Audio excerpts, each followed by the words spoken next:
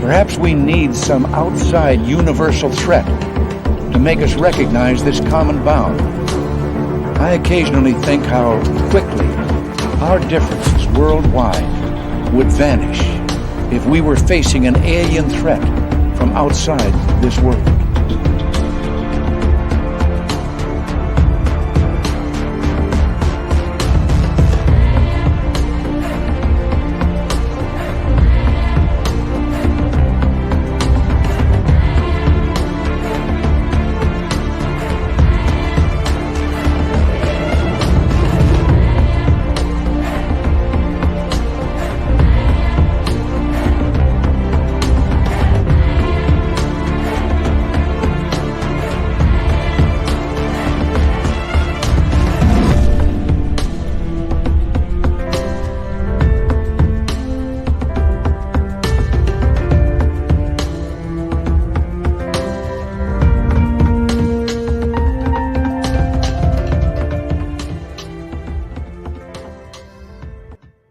Welcome back, everybody, to Spaced Out Radio tonight. How y'all doing? My name is Dave Scott.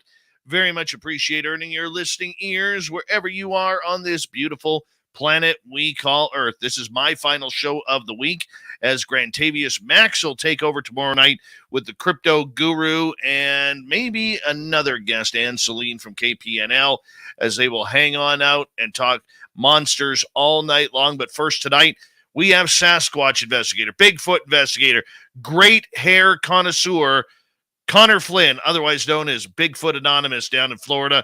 And if you haven't heard this kid yet, you are going to love him.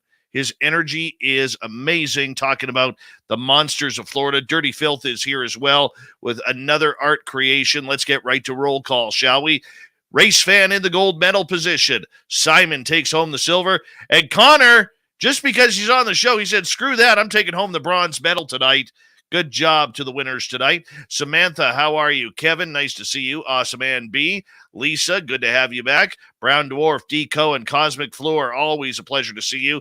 I can't think of a name. Welcome to SOR Chat again. Appreciate you as we continue on with roll call. There's Awesome Ann Palmer and John Gray. Welcome to SOR Chat. 12 Pearls, welcome to SOR Chat. Marlena, nice to have you here. And who else do we have here? Let's take a look, shall we? Well, there's Shane Barber. Welcome to SOR Chat. Thank you for joining us. And Jim Morris is here. Jim Morris will be signing autographs after the show. Line up to the left of the studio, if you don't mind, to the left of the studio. A Muse, thank you for joining us. And Mama Susan, how are you? Hope you had a great day. Moving on here, we have Doug Shelby is here. The Doug Shelby has arrived, which means we can officially start the show. Pam Smith is here as well. Thank you for joining us, Pam. So we continue on with roll call. Science Melinda, good to see you. Invisible Tracker, nice to have you back. Jenny, you're looking lovely tonight. And who else do we have here? Our man Millennium is here. Millennium will be signing autographs after the show as well. Line up to the right of the studio, to the right of the studio. All right, Alien Critter, thanks for coming on in. Chicken Leg 71, welcome to SOR Chat. And there's Evan Walters. Good job on coming on in tonight, Evan. Thank you for joining us. And Jessica McCreary, good to see you. And Donna Spencer, how are you? Hope you had a great day. Amber's Para World, thank you for joining us as we continue on. There's Ghost 66. Boo to you. Hope I didn't scare you. Primal Cry, welcome to SOR Chat. Phil the Stalker, good to have you here. Rhonda Monpetit, bonjour. Thank you for joining us. And Pixie Lara, thank you for coming on in. NoCal, good to have you back. Werewolf, good to see you. The Mac Geek, Jose, how are you guys? Thank you for joining us. Andy Jones, Mr. Lurks a lot. Good to see you guys. Latro, always a pleasure. Magneticus, Dark Woods, welcome to SOR Chat. Bigfoot, Michigan Rob, thank you for a great interview earlier today, buddy. Really appreciated it. Pam Harris, Sensational Sherry. It's Paramarv is here too. Tesno Terror, welcome to SOR Chat. Lane Lair, welcome to SOR Chat. And thank you guys for all these new faces, all following Connor here. Dina P, welcome. Flat Rock, Bushwhacking with Rooster, welcome to SOR Chat. As we continue on, Flat Rock again. Let's see here. YJ Overlander, thank you so much for kicking off the Super Chat tonight. The Super Chat is a wonderful way to support what we do on this show. And thank you for the compliment. Rob did a great job today on his interview with me and Big Tex. So absolutely. I owe him one, though, because I had to bail out early due to work. Let's continue on here. Aiden Philanthropist, welcome to SOR Chat. Ronnie, you looking lovely tonight. How are you? Boom to Bama, how are you? Dirty Fylth in the chat room. And we are caught up. Once again, the Super Chat is a wonderful way to support what we do on this show on a nightly basis. You can also check out our store on our website, spacedoutradio.com. And we got about 25 seconds here before we're going to rock this thing out. Chris Jarvis, good to see you. The lovely Cat Chaser, thank you for coming on in. I really appreciate you. And yeah, we are pretty much caught up. I guess it's almost that time, people. It really is. I'm excited. We're going to have a great show tonight. Connor Flynn, Bigfoot Anonymous, is here. So at this point, I need a favor. You know what that is? Get your horns up. Let's rock.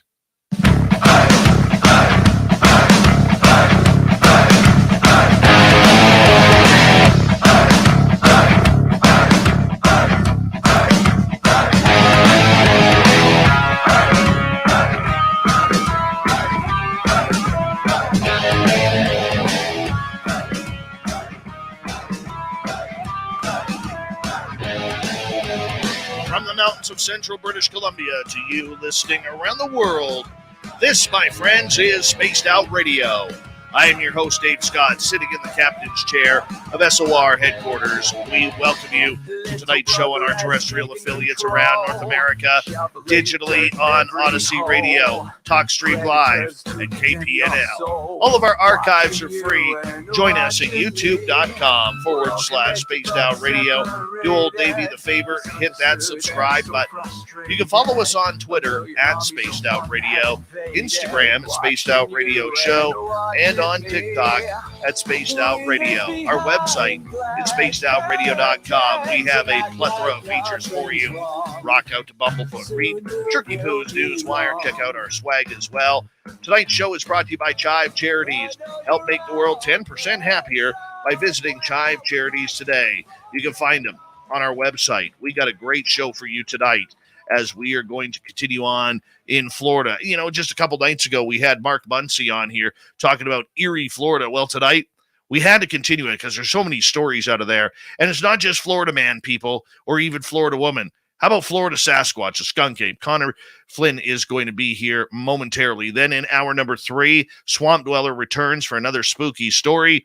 We have Robin McRae coming on in for the cryptid report. I've got the Dave 101, and we got Shirky Poo's news. All right, let's continue on here. You may not know Connor Flynn by Connor Flynn, but you may know him as Bigfoot Anonymous. Now, this young man has taken TikTok by storm by posting videos of evidence of the trails and his adventures that he goes on all in Florida looking for Bigfoot. Now, down there, some people call it the skunk ape, but Connor has built quite a following because of his energy, his purpose, and the fun that he has roaming through the forests and waterways and swamps looking for this elusive creature and the evidence it leaves behind. Over 92,000 people cannot be wrong when it comes to following Connor's adventures on Bigfoot Anonymous. And if you're on TikTok and you haven't subscribed to him, we wholly appreciate if you would. We really would, because he really deserves it for his hard work. Connor Flynn, it's been a while since we had you on Spaced Out Radio, my man, but it's good to have you back. Your hair is looking fantastic, and you know I can appreciate that. How you been doing, buddy?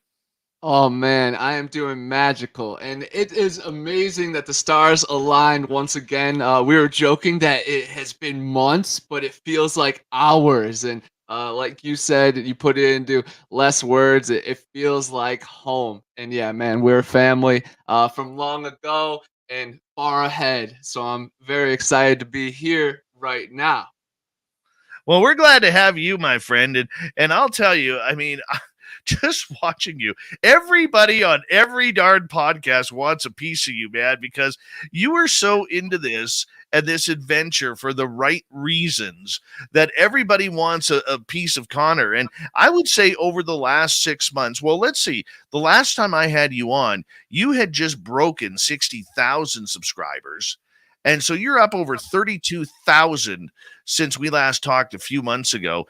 God, I would love that for this channel on our YouTube to take off like that. But you're doing something right. And I firmly believe, man, that the attention that you're getting is very well warranted because, like I said, I think you're doing this for the right reason. You have nothing to gain, you have nothing to prove. You're just out there enjoying something like my father would with a round of golf, or like I would going fishing or something along those lines. I love it, man.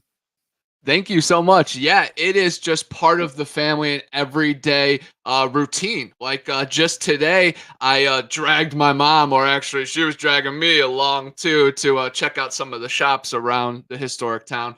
But there was a haunted lighthouse that we went and checked out, and then a historic graveyard that has a weird, crazy story of a underworld opening, and it was in a crazy paranormal book that I was reading just about this area. And yeah, it's crazy you mentioned Mark Muncy because he's just a pioneer and again, just another family member. I've brought him down in a cave before. So me and him have a Nice. bond, you know, and then we've, of course, shared the stage at a couple events. And for him to really take me under his wing is so cool just because he knows it all in this state. He's been doing it for, you know, a couple decades longer than me. So it's really cool that we could bounce ideas off one another and then find the right person if we can't, you know, come to the right conclusion. So it's amazing teamwork down here in the swamp. It's unlike none other, but down here we know the skunk ape exists. He's real. Nice. Even our resident swamp dweller is here showing you some love in the chat room, my man.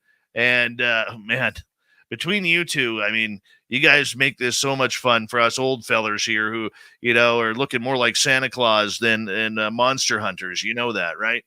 Oh man, he is so awesome. Whenever I could stay up late, you in the central time zone is 11 o'clock for me, and then him at midnight. Again, it's at 11 o'clock, but I just can soak in under the moon and look forward to, you know, staying up late. So if I catch a nap during the day, I'm getting hours of loving in the darkness. So Oh, it's really cool that you guys have this platform too. So if we can inspire each other, then we're doing things right.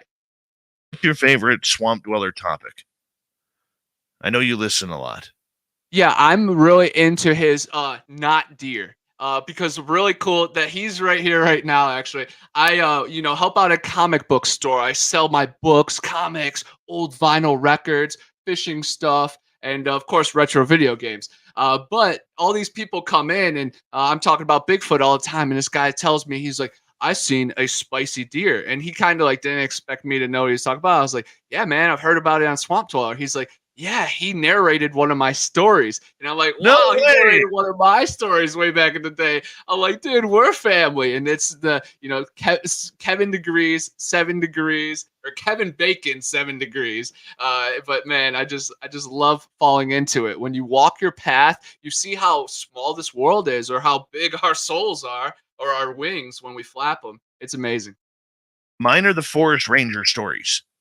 Because we actually, where I live, we actually have those forest ranger towers spread around the forests here.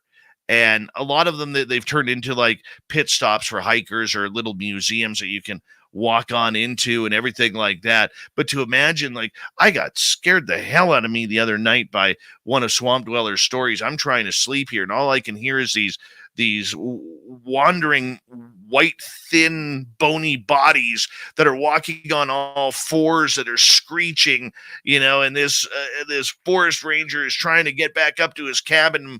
And oh my God, I was just like, I'm picturing this in my head, and I'm like, damn it, Swampy, you got me on this one. You got me on this one, man. But yeah, I absolutely love it. And you're right. It all seems to tie together. It really does. This isn't a big community. And for someone like you who is young, who is enthusiastic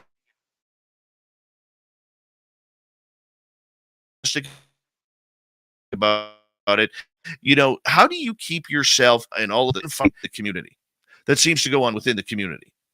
Oh man, I just stay inspired, honestly. I talk to so many people, or I go down a rabbit hole that really just breaks pretty much all my beliefs and all my understandings of the previously known world. It's all laid out for us. It's all just so magical and full of mystery. And once you just be yourself and you talk to the right people, you find more and more stories. And just literally like the last 60 days, I have found more stories about the goat man and these spicy deer, and then all these hidden Indian mounds that have burial sections, all in just within the radius of my house and my mom's house. And it's just groundbreaking. Just the history of the lands we lay on, and all the histories that our family trees hold. And again, once you allow people to be themselves, and I'm so wacky and wild that people do, feel comfortable coming to me around with the strange stories, because I'm not going to judge them. I'll be an open ear, and hopefully, I've heard something along those lines to maybe help them walk it through it. But I just love being myself and then seeing where that really takes me, and that's really the magic of it. Swamp Dweller, by the way, says he's got to meet up with you and find these free loading skunk ape. But you have mentioned now a couple times the spicy deer. I haven't heard of this. What is a spicy deer? The spicy deer is the not deer, of course. It's just a different terminology. Maybe it's this Georgia, Florida line border slang that we have. But these not deer are these strange type of creatures that, of course, appear as deer, but they're just a little bit strange. Either their neck is crooked, one of their legs is really long or really short, so it walks with a limp, or maybe it's mutilated in some type of way, looking like a zombie or some type of specter ghost. But man, there's a lot of stories right in this area. And whenever Swamp Dweller's telling them, I'm into it. But I've heard a couple reports of these strange things. And the one that my dude Jeter had was he actually shot this creature through the chest, through the sternum. And then it yelled like a man at him and kind of roared. And I never honestly found the Swamp Dweller episode of that, but I would love to. And one day I want to be taken to that location and hopefully hunt down that creature without a gun, probably with a camera and maybe some incense. Try to maybe figure it out, see where its source come. Are they real animals? Is it a cursed creature? Is it a man transformation? Is it some kind of lab creature gone wrong or escaped? I don't know, but I just want to get my eyes on it. So honestly, every time I even pass a deer nowadays, I'm locked in. So it's just really fun. And when your awareness goes up, just everything is really like an amusement ride. And that's what life's about. It's supposed to be an adventure. It's supposed to be mystery. So that's why I just want to encourage people to get outside, do what you gotta do. If it's Pokemon Go, if it's geocache, if it's ghost hunting, whatever gets you outside and looking around town and telling stories and meeting new people, that's what it's about. Cool places bring cool people. Whenever you're at these haunted places, that's what it's about. When you travel around, you are destined to meet these people. So just again, find your path and find your tribe, and then you'll find yourself. And then life just goes tenfold. You really double down in your depth. And since I've moved from Ohio down to Florida, I've became 4 times the writer, 3 times the cryptid hunter, and 10 times the person, and hopefully 20 times the friend. But of course, with good comes with bad, and with chaos comes balance, and it's all just, I got to find my equilibrium, and that's what it's about. I try to find it with books, podcasts, tranquility, and manifesting. And then also just getting away. I just try to bike ride and push myself to the limit too. The more you can sweat, you get that toxins out of you. And toxins are in multiple forms. It's, inside our body, physically, the bad stuff that we eat and digest, and then just the really bad stuff that we absorb from society. It's good to get it out. So guys, sweat, hum in the shower, drink 1 glass of hot water like the ancient people used to.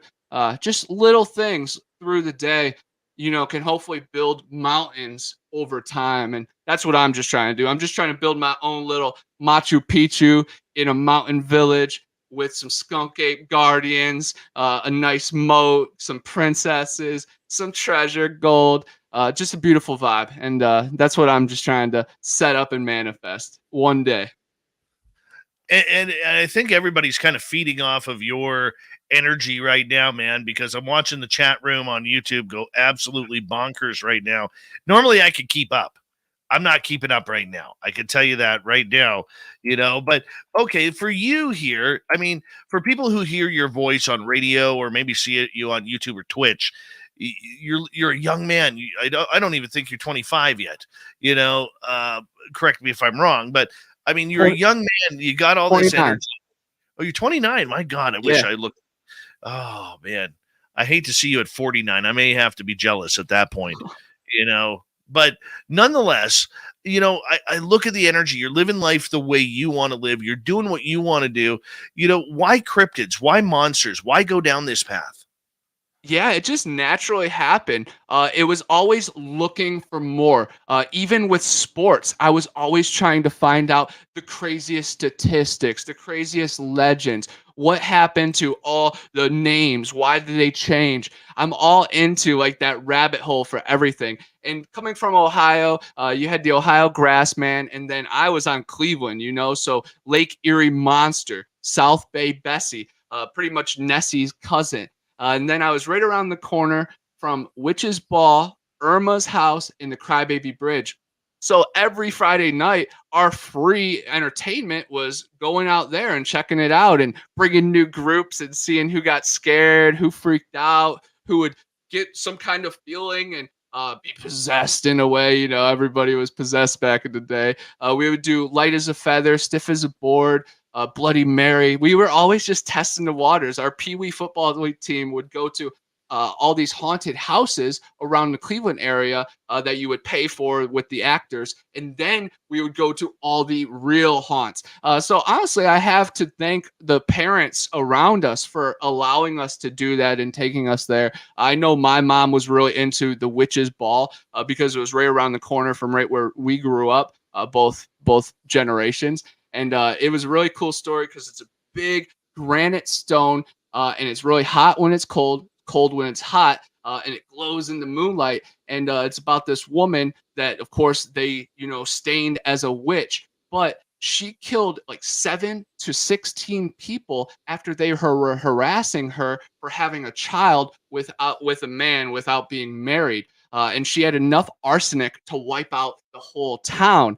So again, if she was able to get it into the water, we would not be having this show most likely. But luckily, they took her down. They took her, I think, to prison. Might have executed her, put her under the granite stone to lock her down there, and her victims are in the graveyard too. So we would always mess around with the stone, but then we'd just run around the graveyard, pretty much play like Ghosts in the Graveyard. But then other times, my buddy Billy, his dad ended up renting a house like up on a hill that you could see into the graveyard. So we would always be looking out for like witch covens and all these groups. And one time we had a close encounter with this weird hooded group. I don't know if it was a real occult thing or maybe just like some high schoolers or college kids just messing around, kind of like me, what I would be doing nowadays. But it was just wild times at the Witch's Ball. But really, my environment shaped me. But I was really into unsolved mysteries and writing books and short stories. Even as a kid, I read Goosebumps and would always watch like Stephen King movies with my mom, and my dad was a fireman, so I always heard like the real horror stories of Cleveland and the underground, what was going on in the city, where Metropolis was birthed. You get off the airport in Cleveland, guys, and there is a Superman shrine. So we have the alien connection there. And honestly, I think it probably has some connection because there was a huge surge in the 90s of UFO encounters in the Cleveland and Erie area. And they said that there might have been an alien base under the Great Lakes. And I definitely think there's something onto that. And I just love that my whole path has been lightened with like really haunted stories. And I love hearing that TV shows and little stories, and now I see TikToks about it. Like there's this one place my mom and I went to called the Martin House. It's a really haunted place in Panama City, and there's these cutouts now of like a person in one of the windows. And I said that in the YouTube video. I was clear, but of course on TikTok, a girl's like, angles it really good, and she's like, "Look at this! There's a shadow in the house," and that went viral and stuff. So good for her for spooking people out and raising awareness. If people care enough, they will look up the Martin house and they'll see the real history. So she did her job, but it is interesting seeing it from the inside and being like, whoa, that's how the story can be turned a little bit. That's Hollywood. But I just love walking the walk and trying to be real with people. And one thing I do on TikTok live to as many people that want to come and show up is I bring them on my hikes, and I've set up the phone next to me while I'm casting these footprints and looking for strange things and even getting scared to death. Honestly, I feel a little bit of safe with a life jacket with my crowd, because I'm like, all right, at least they could tell my mom or where the police or the authorities where to find me. But I feel like people are with me when I'm at least filming, even when I'm live or filming just for later for development. It's just like, it's just interesting to be out there because you never know what's going to happen in the woods. And that's definitely my scary zone, because, haunted houses are really fun. It could be taken over by demons and dark forces. I understand. But man, the woods is just unexplainable. You can never figure it out all the way. And there's all these portals and wormholes and sinkholes down here in Florida. And if you watch, Stacey Brown and Les Stroud in The Pit, you can see what happens to your mind after you're stuck in a sinkhole for a couple days. But I just try to walk lightly, tread lightly, and then I'm out in the waters trying to look for serpents and sharks as well. So it's really cool to be aquatic and subterranean and just here right now again, man. Just remember, every time you go in that water, you are a potential meal. You are a potential meal. And when it happens, I'll be there to tell you I told you so, young man. I will be there to shake my finger at you, yell at you to get off my lawn, and remind you that the ocean is dangerous. Florida is dangerous. Everything wants to kill you there, like Australia. But I got to ask you, though, the forest is, as we got about 2.5 minutes here.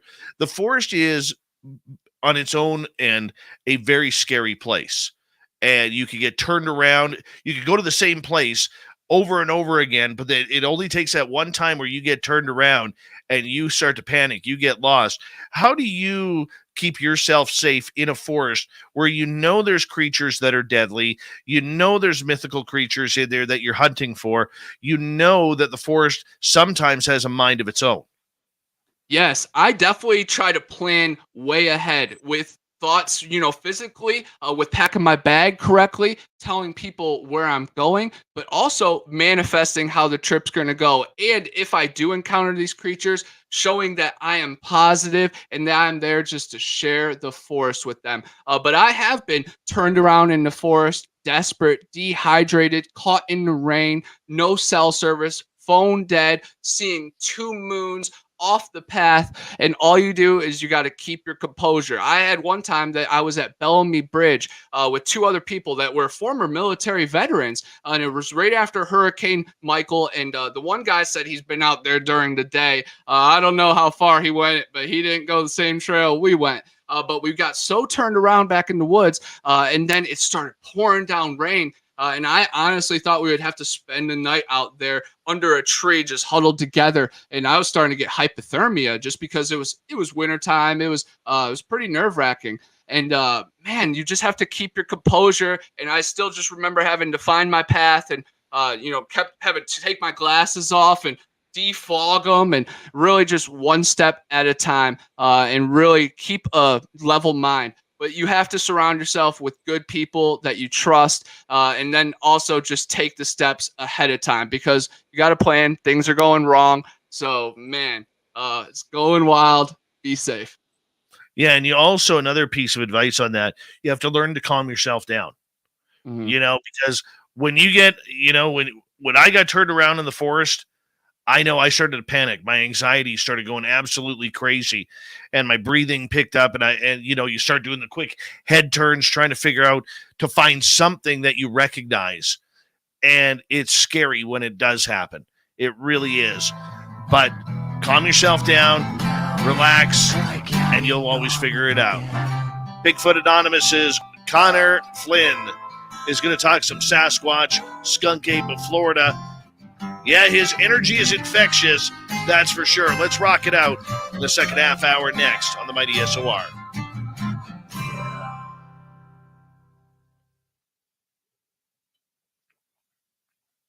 Good start, buddy.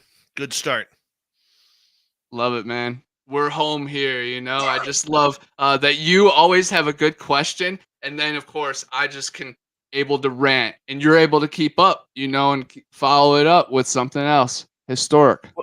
Well, before we go any further, I know you brought in a lot of your friends here tonight who are in our chat room, and a lot of them for the first time. So I just like to tell new people coming on in, if you're, we would appreciate it if you give us a thumbs up, you hit that subscribe button.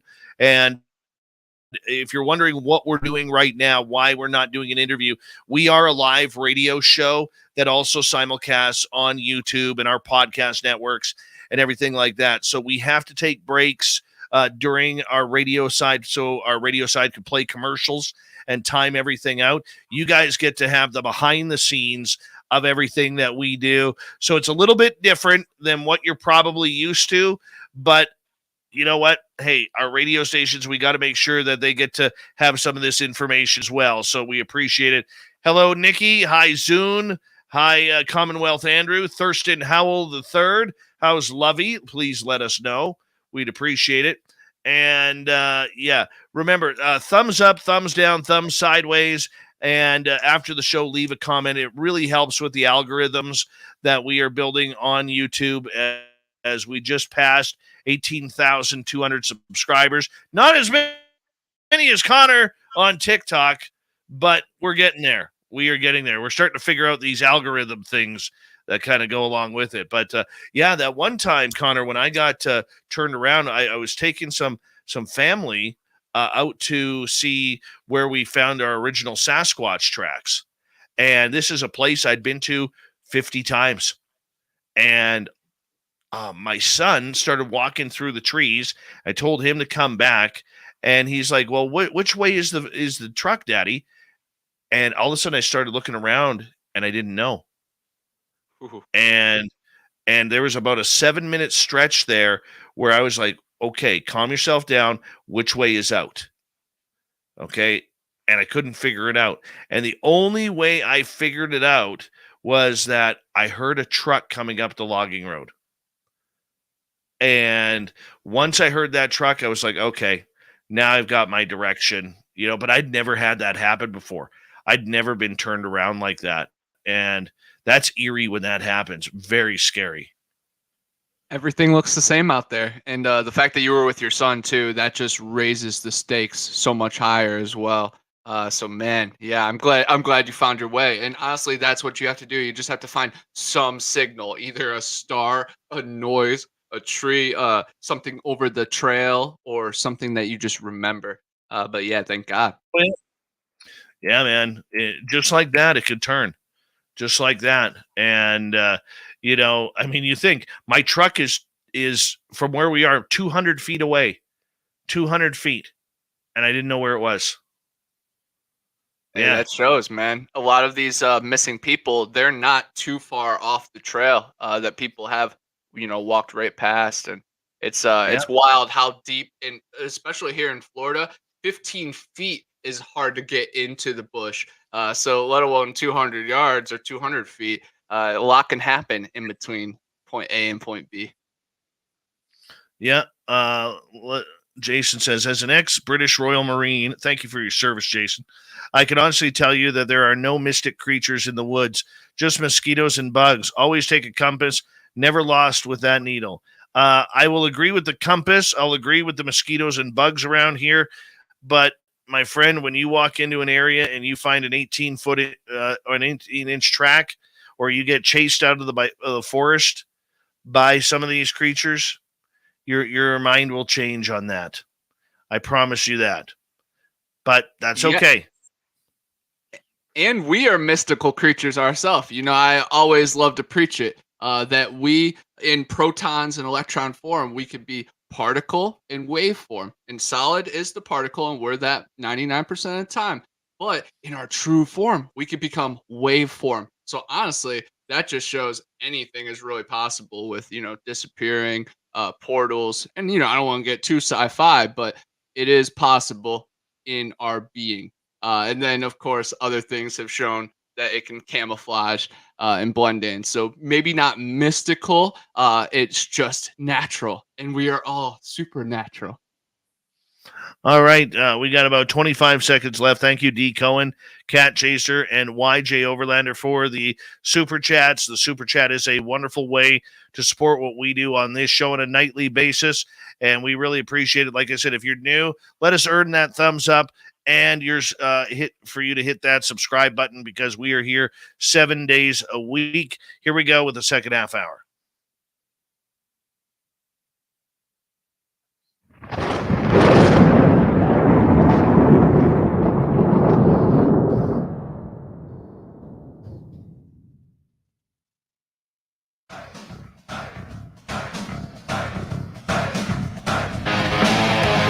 Second half hour of Spaced Out Radio is now underway. Thank you so much for tuning us in. My name is Dave Scott. Getting ready to warm up on the woo here. Want to remind you that if you miss portions of this show or others, check out our free archives at youtube.com/Spaced Out Radio. Do old Davey the favor, hit that subscribe button. Our website is spacedoutradio.com. We have a plethora of features for you, including rocking out to Bumblefoot, reading Shirky Poo's Newswire. Check out our swag as well. Follow us on Twitter at Spaced Out Radio, Instagram at Spaced Out Radio Show, and on TikTok at Spaced Out Radio. Connor Flynn, Bigfoot Anonymous, is here tonight from the beautiful state of Florida, where he's chasing down all the skunk apes and portals and little people through the forest that he can find. If there's a black panther out there, he's going to ride it into the sunset. That's the way he does it. Check out his TikTok channel. He's encroaching on 100,000 subscribers, and that is amazing for what he does. 92,100 when I checked earlier today. Let's try and get that up. Connor, welcome back to Spaced Out Radio. Thank you. Yes, and I just want to say thank you to all the people that do take their time out of their day to follow me, to check out my videos and my wild theories. But I just want to be an escape from all the static of the world for people. And if I can educate, enlighten, or entertain, then the job is done. And I love that this world is just my playground, and every day is something new for me to dig into. Well, you know what? You're infectious, man. You are infectious, and I mean that in a very positive light, and for you live this on a daily basis. This is your life. You have planned out your life the way you want it to go.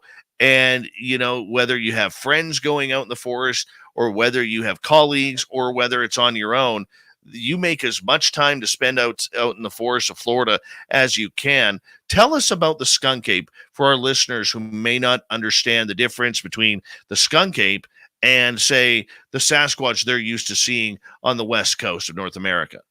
Yes, the Florida skunk ape is, of course, a Bigfoot Sasquatch type creature. But yes, the Myaka pictures that are pretty crystal clear, that are two different pictures, show movement. They have a steep fang and a baboon orangutan looking face. So it's more ape-ish, but these are still human hybrid type creatures with vocalization, language, feelings, thoughts. They can reproduce with us. It's next level stuff. But if you look at the picture of them, it is definitely a little bit different than, say, Patty, the Bluff Creek picture of the famous Patterson-Gimlin footage. But I have so many different reports of them having tails here, like the devil monkeys. But then just within 10 miles of my house is my favorite skunk ape report, the Ocheesee Pond Wildman. It happened in the 1800s, 1873. He was harassing villages. The Native Americans and the Civil War veterans had to team up together after it got so bad. And in 1874, they actually captured this creature near the Devil's Half Acre. They sent it to the Capitol in Tallahassee. The governor said, "Ain't no way." Sent it to Chattahoochee Hospital. And if you guys know about Chattahoochee Hospital, there's a movie with Gary Oldman, and he's a veteran, and he comes back with PTSD, and they treat him really cruelly and do a bunch of experiments. So you got to think, what the heck did they do to this wild man? But the story is that they kept him there for 3 years, and then sadly he passed away. Some people that have been here for a long time told me that they were buried with a bunch of Native Americans, and then they put a building on top of it. Then a couple other people say he's deep in the woods, and there's a golf course by there. And luckily, my good friend Jack McClellan, that you guys have been introduced to, of course, through his films, Void Cat, Zillafoot, Lost and Found. He's been on a couple big radio shows about his Dogman experience and a couple of his Bigfoot encounters. But it was really cool to just bring everything together, and it all just fell in line. But he lives at the Chattahoochee Hospital, and I get a pretty much first round tour behind the scenes to explore where this Ocheesepan wild man was buried. So I have filmed that building, and I've walked through those woods that the rumor lies, and it's just really crazy. There's a deep underground military base, and there's tunnels that go out to the Apalachicola River.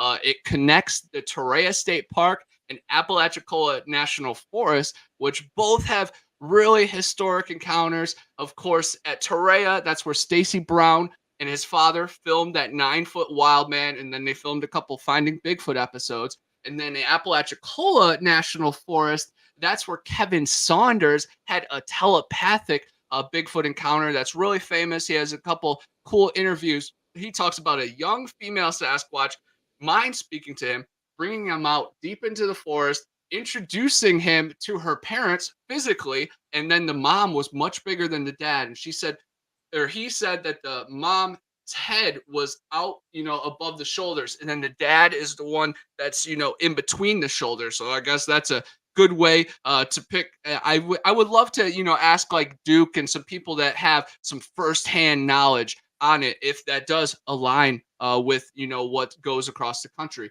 But Kevin Saunders, he was warned that the guy that he was hunting with was a bad man, and he kind of, brushed it off, and then the Sasquatch were true. But just that whole area is all linked together through the Apalachicola River, where me and my mom like to fish the banks and on the boat. So it's just really cool to be searching for Sasquatch footprints and just listening for roars. And I'm big on looking for fossils and just ancient artifacts. So I get lost in the search, for 3.5 hours, 4 hours. So of course, things are just happening out there, and I have that camera rolling and audio rolling, and just the forest really speaks to you down here in the swamp. And the skunk ape is well alive, but he comes in many forms. Some people say he has a tail. Some people he's like the stump jumper, the 2-egg stump jumper. They say he looks like the Grinch, kind of like Shrek. He's not super big, but he's small and hairy and gets around the swamp really quick, like a hog man.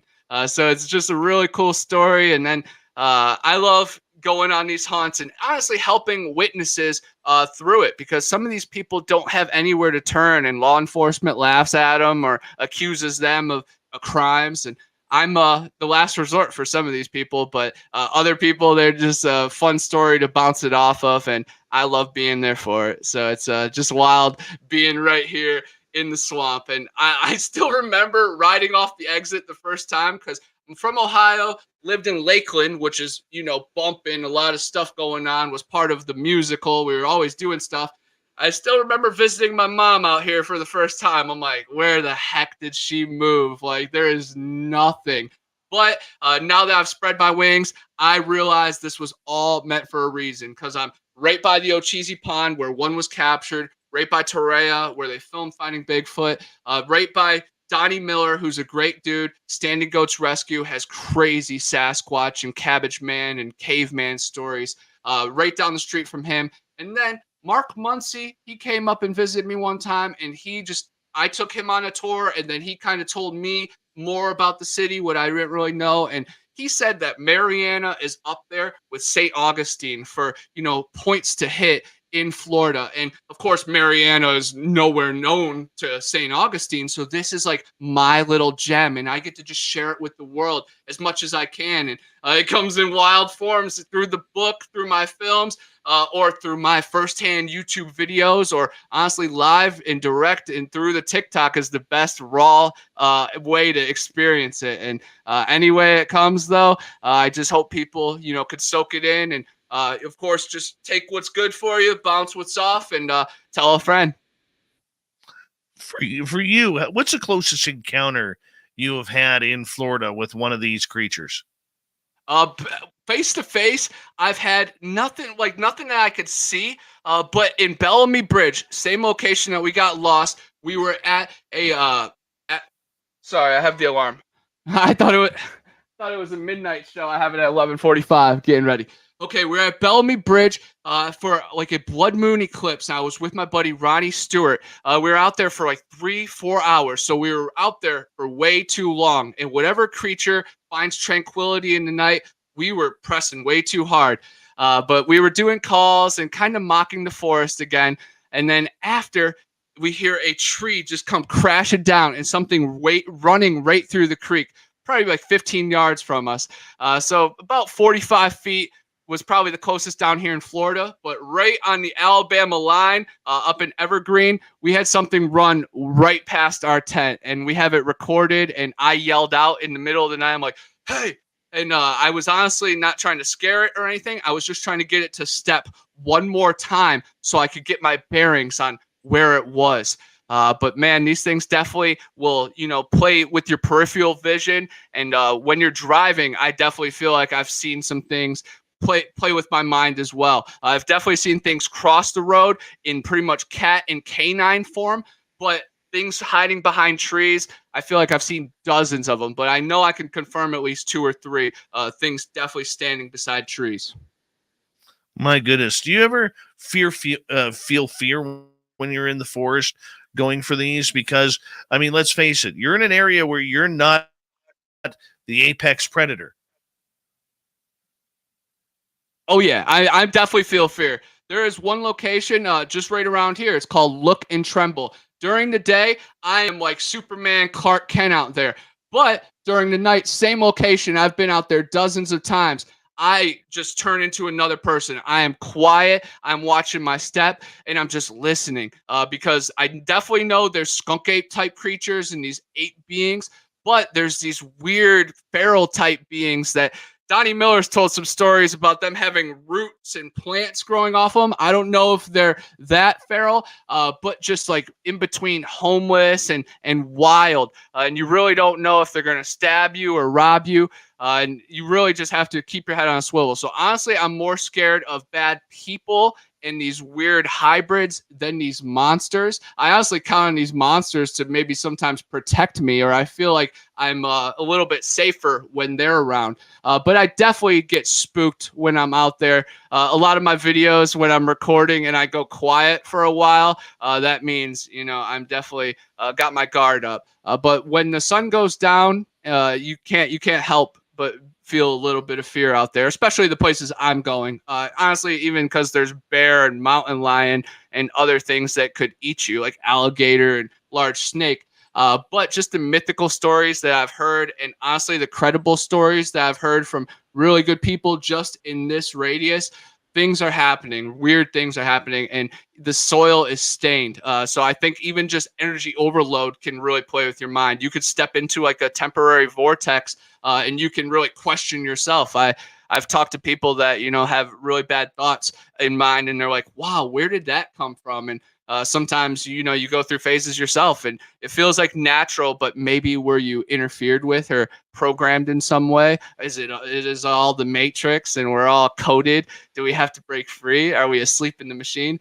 I don't know. That's why I push myself honestly to the limit. And the more you can get time with nature and away from the concrete jungle, away from the blue light, away from the screen, it's nice. But it's the conundrum of trying to share it with everybody while you're out there. And of course, trying to gain evidence. You have to go with the tech, and then they sense that. It's a weird cycle we have to go with of trying to be all natural and trying to, communicate with these forest creatures that are way beyond our tech. It's a wild ride. But all you could do is change your variables and move forward and go, and honestly, move down the data. Okay, so here you are chasing down. How do you know that it is a monster compared to, say, somebody who's gone off the grid and maybe, lost their marbles a little bit and has decided society isn't for them, and now you're encroaching on their private territory where, they've become the ogre of the swamp? Yeah, it's happened actually once. One time under a bridge, I accidentally woke up a homeless man that was under a tarp, and I was pretty scared in that situation because there was deer remains in the forest around, and I saw a truck, so I figured someone was around. It was like a fisherman, so I wasn't totally caught off guard, but I did not expect him to unwrap from a tarp. And we've all seen the movies from New York City. No one good comes from under a tarp. Or a John Wick movie. It's an assassin, but yeah, it's really crazy. But these feral people, you definitely have to tread lightly. I was just up in Tennessee, and me and Flat Rock Booger, we just camped at Cades Cove, where Dennis Martin's family was originally camping at right before he went missing at Spence Field a couple days later. And I was hiking by myself up the mountain, and a couple times I would fall into these cold zones that, man, I just didn't know if it was the mountain being weird or if something was, pouncing in on me. And again, I felt way more scared of these feral people, these wrong turn beings, than the Tennessee Titans, than these Sasquatch. I feel like the Sasquatch have a higher moral code than these feral people. But, down the rabbit hole, are they in cahoots in some of these tribes? Have they been adopted? Do they, give their life over to the hairy man? South Force 10 has a lot of crazy stories of, in the Tennessee mountains, people were hired to hunt down these feral people.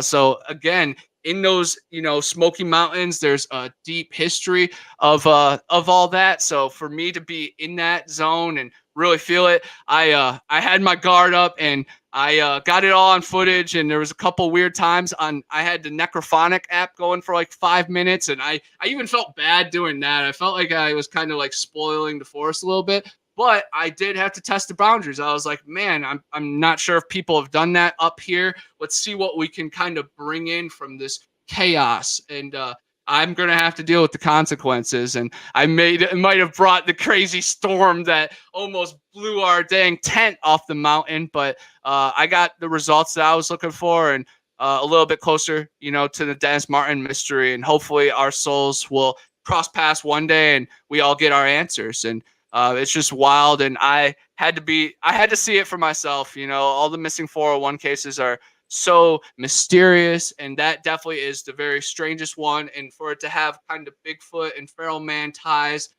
it was my duty, and I had to do it.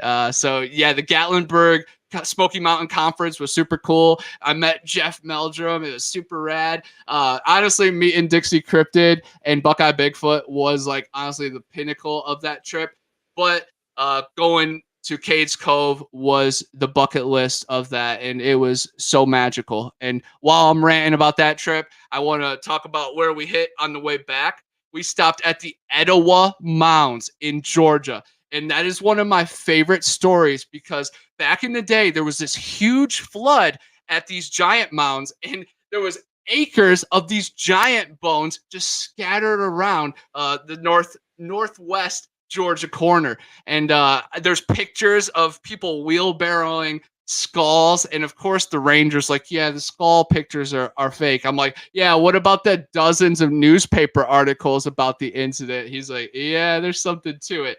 So yeah, me and Flat Rock went there and made an awesome video, and there's 3 major mounds and then a couple others that are in a semicircle. And what's cool is they align with the summer solstice, the winter equinox, and they also align with the mounds that are right here within arm's reach of me. So I think that there was a giant race that pretty much, inhabited all these lands. And that's been confirmed by Honest Abe Lincoln and a lot of other wise people and professors. But the Smithsonian and crazy other forces are trying to disconnect us from the creator, from our ancestors, but the sun worshipers and the mound builders and the rest of the giants will remain in my heart and in my stories. So guess until I'm breathing, until I'm under, you guys are going to be here about it. And of course, while I'm on it, mud fossils. Mud fossils are awesome. I think that Earth is maybe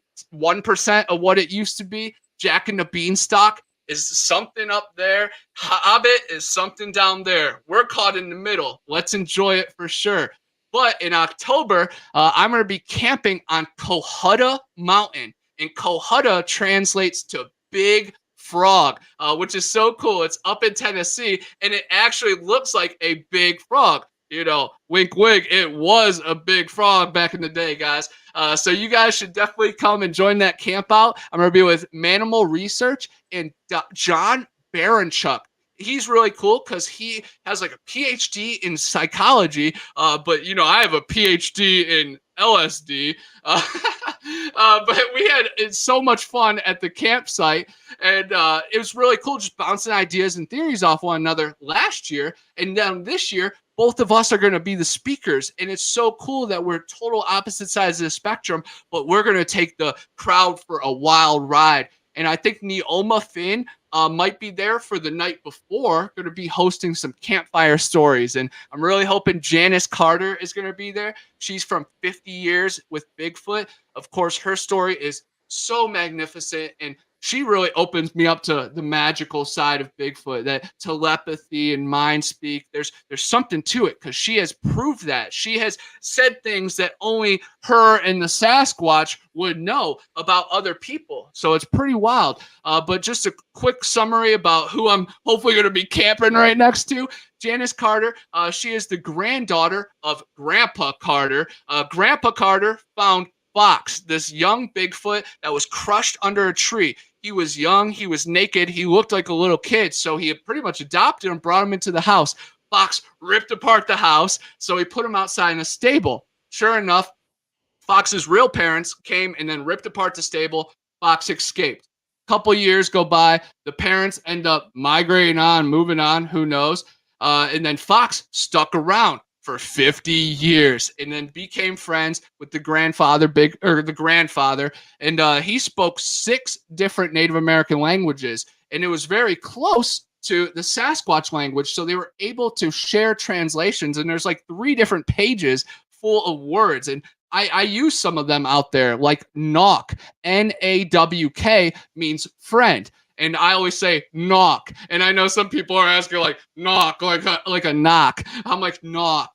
We're friends. And then I use a couple others. The translations are online and very cool. But they got to see the family dynamic of a Sasquatch. Pretty much Fox found a mate, ended up having children. A couple of the children were good. A couple of children were really bad, but they ended up being so strong that Fox couldn't take them down and recorrect it. So it's really crazy that even their family dynamics aren't perfect and they go through all this crazy drama. But Janice, as a young girl, would feed these Sasquatch, would hold their hands, would get to feel their special feelings. And man, just the story she tells in the book and then in some of her interviews, the fact that she is still out there doing podcasts is like so mind-blowing to me. That's like saying that Michael Jordan or like Babe Ruth is still out there and you could like catch them at the playground playing. It's like, what? That's possible? Janice Carter is still performing, still creating, still giving to the community. So man, I just hope to be around a fire in October with Janice, just so she could see what's up with me and I could see what's up with her, and we can see what's up with the forest. Because the first year she cut the camp early because there was these dogmen coming in. The Sasquatch warned her that they were angry because it was supposed to be a weekend thing, and they went to Monday. And of course, these creatures, they just get to ravage the camp and eat out of all the dumpsters and garbage on Monday when everybody leaves, but everybody was still there. What the heck? So the Sasquatch warned her that these werewolf dogmen were coming, and it was just wild. So, you know, I'm going there last year with all those stories and just visualizing that. And we got really scared after dark the last night. But this year I'm going and my name's on the banner, and I'm one of the hosts, and I'm one of the speakers. So I hope one of you guys, all of you guys, are there on Cohutta Mountain, Big Frog Mountain. Camp with me on a mud fossil. Connor Flynn, his energy is second to none when he's talking Bigfoot. Bigfoot Anonymous all over YouTube and TikTok. He's got followers everywhere. Why? Because he just can't stop. He loves this way too much. We got another hour with Connor coming up next on Spaced Out Radio.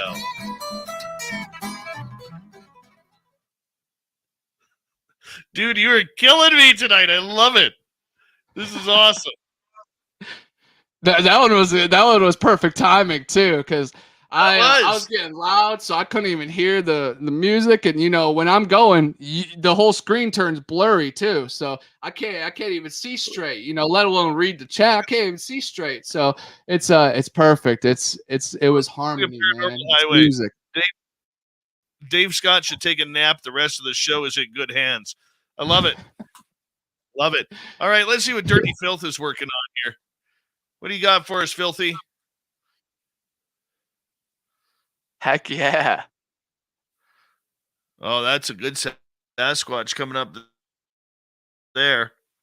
Good. I'll be right back. You can entertain there, Connor. I'll be Heck yeah. Guys, I hope all you guys are having a magical day. I definitely have been going pedal to the metal since the morning.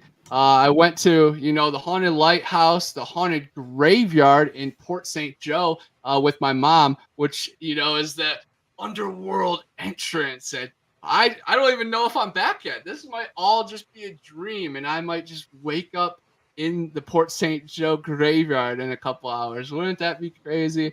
But yeah, then I came home and got a little nap in, and I watched The Ghost in the Darkness, the cool Killer Lion movie with Val Kilmer. I didn't get to finish it before I went to the movie theater. Great film. Idris Elba and the new one, Beast. Fylth, man, thank you again for booking this and having your abstract art. You definitely still got to send me that one that you originally, sent me a picture of, just so your art could be down here in the Sunshine Swamp. Well, I was going to send you a drawing. I don't know if you can hear me or not. I was going to send you a drawing, and then you're like, you can hear me? Yeah, I can hear you. Oh, okay. I got a new microphone, so I don't know how well it's working or whatnot. So, nonetheless, though, I was going to send you a drawing, and then you got a hold of me, and you're like, hey, I want to come back on the show. And it's like, excellent.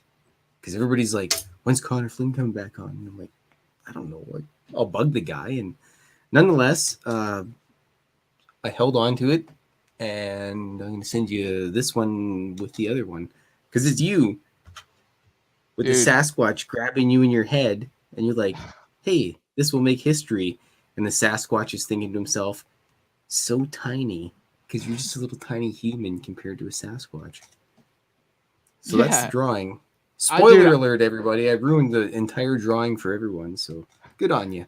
The fact that you're painting that and creating that on the show, and I'm going to be able to have it tangibly is definitely magical. I'm big on in the real life. When my friends write a book, I want to be holding it.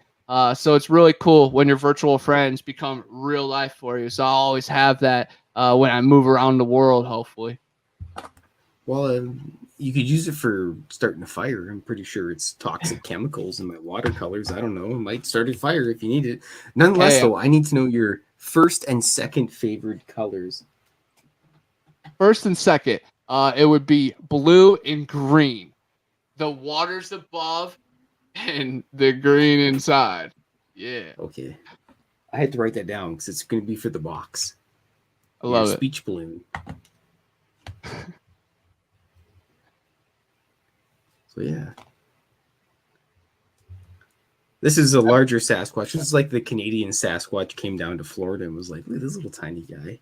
He's just so tiny." Like, there's a lot of these trails that you got to think that when it gets really cold in Tennessee, that these Sasquatch are pretty smart. They're gonna come down and check out the skunk apes down here in Florida, especially right here in the Panhandle area of me. I'm a whole different state away from Miami, basically. So we're just a hop, skip, and throw from these Tennessee caves. So definitely that creature could be right here outside my window. I like it. I think I live in Alberta, and I've only had, I don't know, I've seen a couple bears and seen elk and deer and junk. Never seen a Sasquatch or anything. I had a friend that's seen an apparent albino Sasquatch and its younger one in Alberta, which is weird because we're not very forested in Alberta. We're a lot of agriculture stuff, land. That's awesome. I actually just got some recent reports. I've been collecting them to do narrations, kind of swamp dweller style. And I have dozens of reports of white Sasquatch in Canada. I don't really remember if it's the Alberta, but it has to be something with the north, but it's very interesting that you refer to them as albino. A lot of people just say Yeti, but abominable snowman, however it comes out. Yeah, I can. I think I have buddy. I think I still have the Way out my story studio. that my friend sent me here. Hello, Dave. You've returned. Hi, Dirty. We're talking about my friend's albino Sasquatch encounter. Well, let's quickly say hello to Gloria and James Weston, and who else has come in here? Terry Brown's been here a while. Who else has joined us?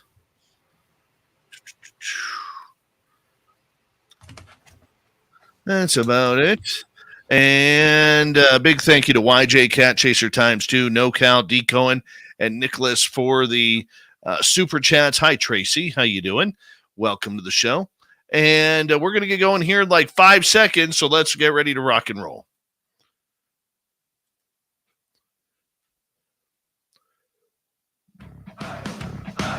You're listening to Spaced Out Radio with Dave Scott. Follow Dave on Twitter at Spaced Out Radio and on Facebook, Spaced Out Radio Show. Hour number 2 of Spaced Out Radio is now underway. My name is Dave Scott. Thank you so much for taking the time to join us. We really do appreciate earning your listening ears wherever you are on this beautiful planet we call Earth. Hello to everyone listening in on our terrestrial affiliates around North America and digitally on Odyssey Radio, TalkStream Live, and KPNL. All of our archives are free. Join us at youtube.com/Spaced Out Radio. Do old Davey the favor, hit that subscribe button. The Desert Clam has set the password for tonight in the SOR Space Travelers Club. Canat. Canat is your password. Use it wisely, Space Travelers, as the Clam sets the password each and every night right here on Spaced Out Radio. Our website is spacedoutradio.com. We have a plethora of features for you. Rock out to Bumblefoot, read Shirky Poo's Newswire, check out our swag as well. Follow us on Twitter at Spaced Out Radio, Instagram at Spaced Out Radio Show, and on TikTok at Spaced Out Radio. Here we go. Connor Flynn, Bigfoot Anonymous. If you're not following him on social media, you are sure missing out. He's got over 92,000 followers on TikTok alone. His YouTube channel is growing exponentially as well because of his energy and adventures into the forests of Florida looking for the elusive skunk ape. And we welcome Connor, Bigfoot Anonymous, back again. How you doing, buddy? Oh, I'm doing magical. Hour 2, it feels like it flew by, like a 20-minute little rant, but here we are. I'm excited to be here. All right, you're hunting for the skunk ape. What other kind of monsters or legends are you trying to track down in Florida? Yes, a lot of serpent-type creatures. The Pensacola serpent actually killed 4 people diving on the USS Alabama like 50 years ago. So I've went deep-sea fishing multiple times looking for the Pensacola serpent. But more closer towards my house is the Carabel serpent, where in 1896, a 46-foot-long creature was actually killed, and it was described as a water dragon. Some people said it was an oarfish, a ribbon fish, but other people say it was something strange. And then other people saw a creature in Lake Powell, which is right behind my grandparents' house. And then it was actually attacking someone in 1958. Someone was water skiing, and it was actually trying to latch onto them or eat them. But then 1 year after, in 1959, they found this 45-pound carcass that they said was like a seal-type being, and the Smithsonian actually got their hands on that. And I've talked to a couple researchers around here, and they think that there's actually two type of beings just in that Lake Powell area. So the Gulf of Mexico and the bay right here is definitely home to some type of dragon-like being. And of course, in the new Godzilla movie, they mentioned that Pensacola is the apex. Of course, when I'm out on these weird fishing trips, some of these little sea captains like messing with me, and but they do tell me some wild stories, and they've seen some USOs and UFOs submerge and dive in and come out of the Gulf of Mexico. So a lot of people think that there is a base underneath the water.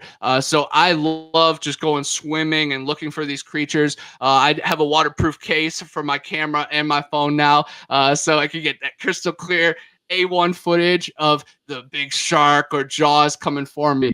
Just today, I was near Cape San Blas, which sadly has a fatal attack in the past few years, but it was covered on Shark Week and got really famous.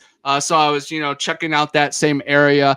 So it really ranges from these monsters that are mythical, like these serpents that, might be related to the end times or the times of beginning. And then also just these large shark, huge gator. There's my favorite one is Two-Toed Tom, a 24-foot demon gator that has been lurking from the 1920s all up until now, from Holmes Creek here in Florida up until Alabama. And it's really big in Esto, Florida, and Boynton Island. And Boynton Island is known for treasure. So it's this giant dragon-like dino beast protecting treasure, kind of like Captain Hook. Did I watch Hook every single day as a kid for a reason? Is it all lining up? I think so.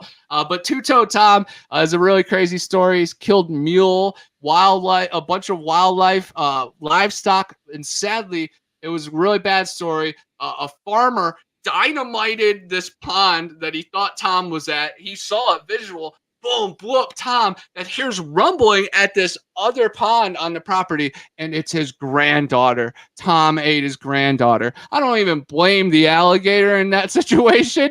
Come on, Grandpa Farmer, send the girl, lock the girl upstairs. Let her look through the famous window, just like Keke Palmer and Nope. Like, just have her up in the top. Just Nope. But it's just a really cool story. Two-Toed Tom, he's still out there. And you got to think, he's had a couple girlfriends because he's the king of the forest. So every gator might be a descendant of this demon dino. But that's a fun one. A recent one that I just went on a expedition for was the Pate Pond Goatman. And that is near Caryville, where Caryville is famous for the wood ape. And there's like 10 different audio recorded of this thing howling. Like, the whole town has heard this thing. But near Caryville is Pate Pond. And there's actually a dead body found there recently. And one of my friends, FSU Tomahawk, his name's Michael Flynn. I'm Connor Michael Flynn. My dad's Michael Flynn. He's Michael Flynn. And he runs the FSU page and comes into my game store. He told me about this bafflement goatman type creature that he saw carrying a deer over his shoulder right near Pate Pond. And he's been having these dreams lingering. And then one of his neighbors saw the same thing. So I had to go out there, and the thing is crazy. Saw some weird hoof prints and large prints, like 14 inches. So they're like man-like, but no man should be out in that swamp. So there's definitely strange things going on in Caryville. But man, I'm just, love spreading my wings, because the more I, research, the more I uncover. Even Chipola River right here, where I'm, been swimming and fishing since I moved to Florida. I just heard about a story called the River Baby within the past few weeks. And it's in the new documentary that I just released with Matt Williamson from Supernatural Spectrum.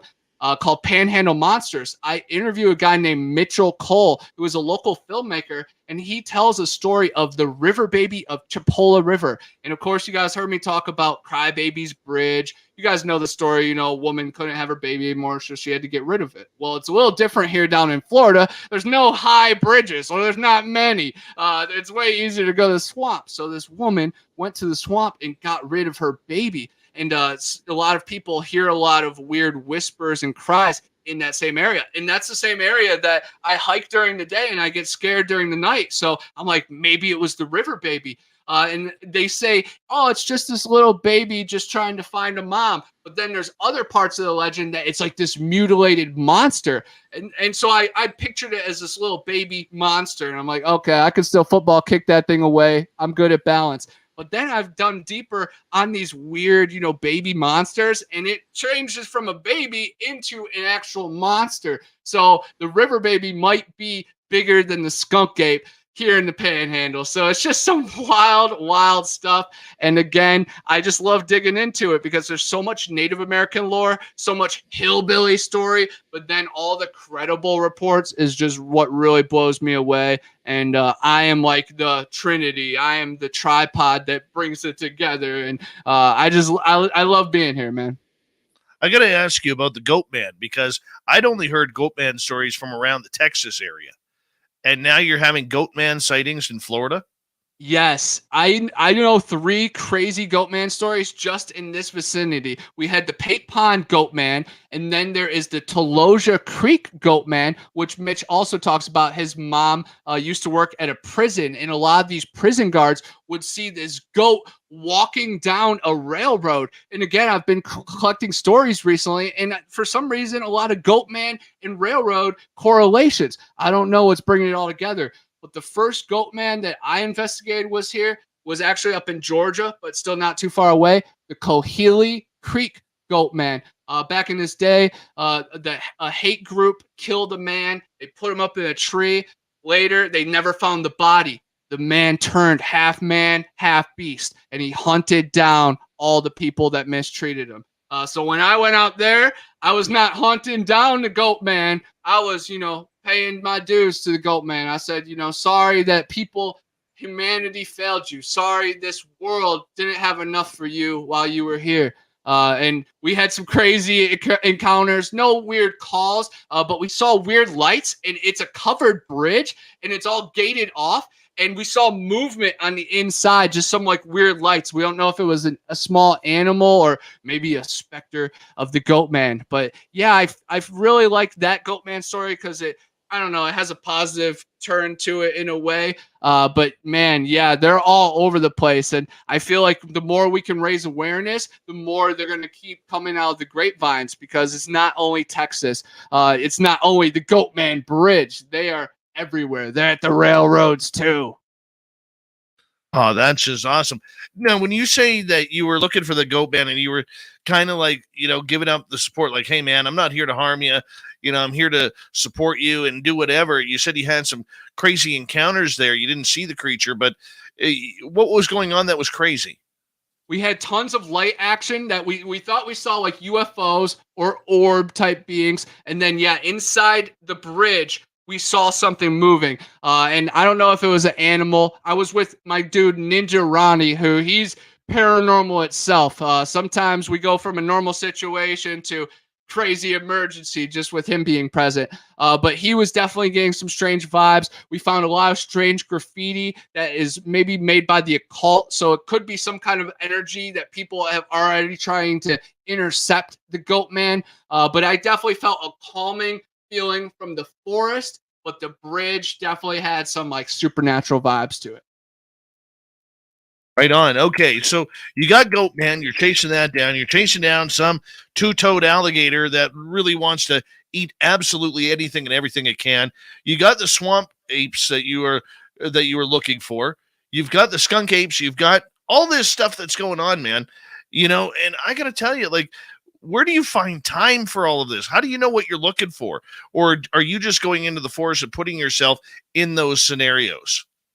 I do a lot of research. I'm always digging on the web, on YouTube videos, on BFRO reports. I take reports myself. A lot of people send me stuff on my TikTok, of course. So I definitely have my connects, and people always send stories to me. If they know anything's happening in the Florida area, it's happening to me.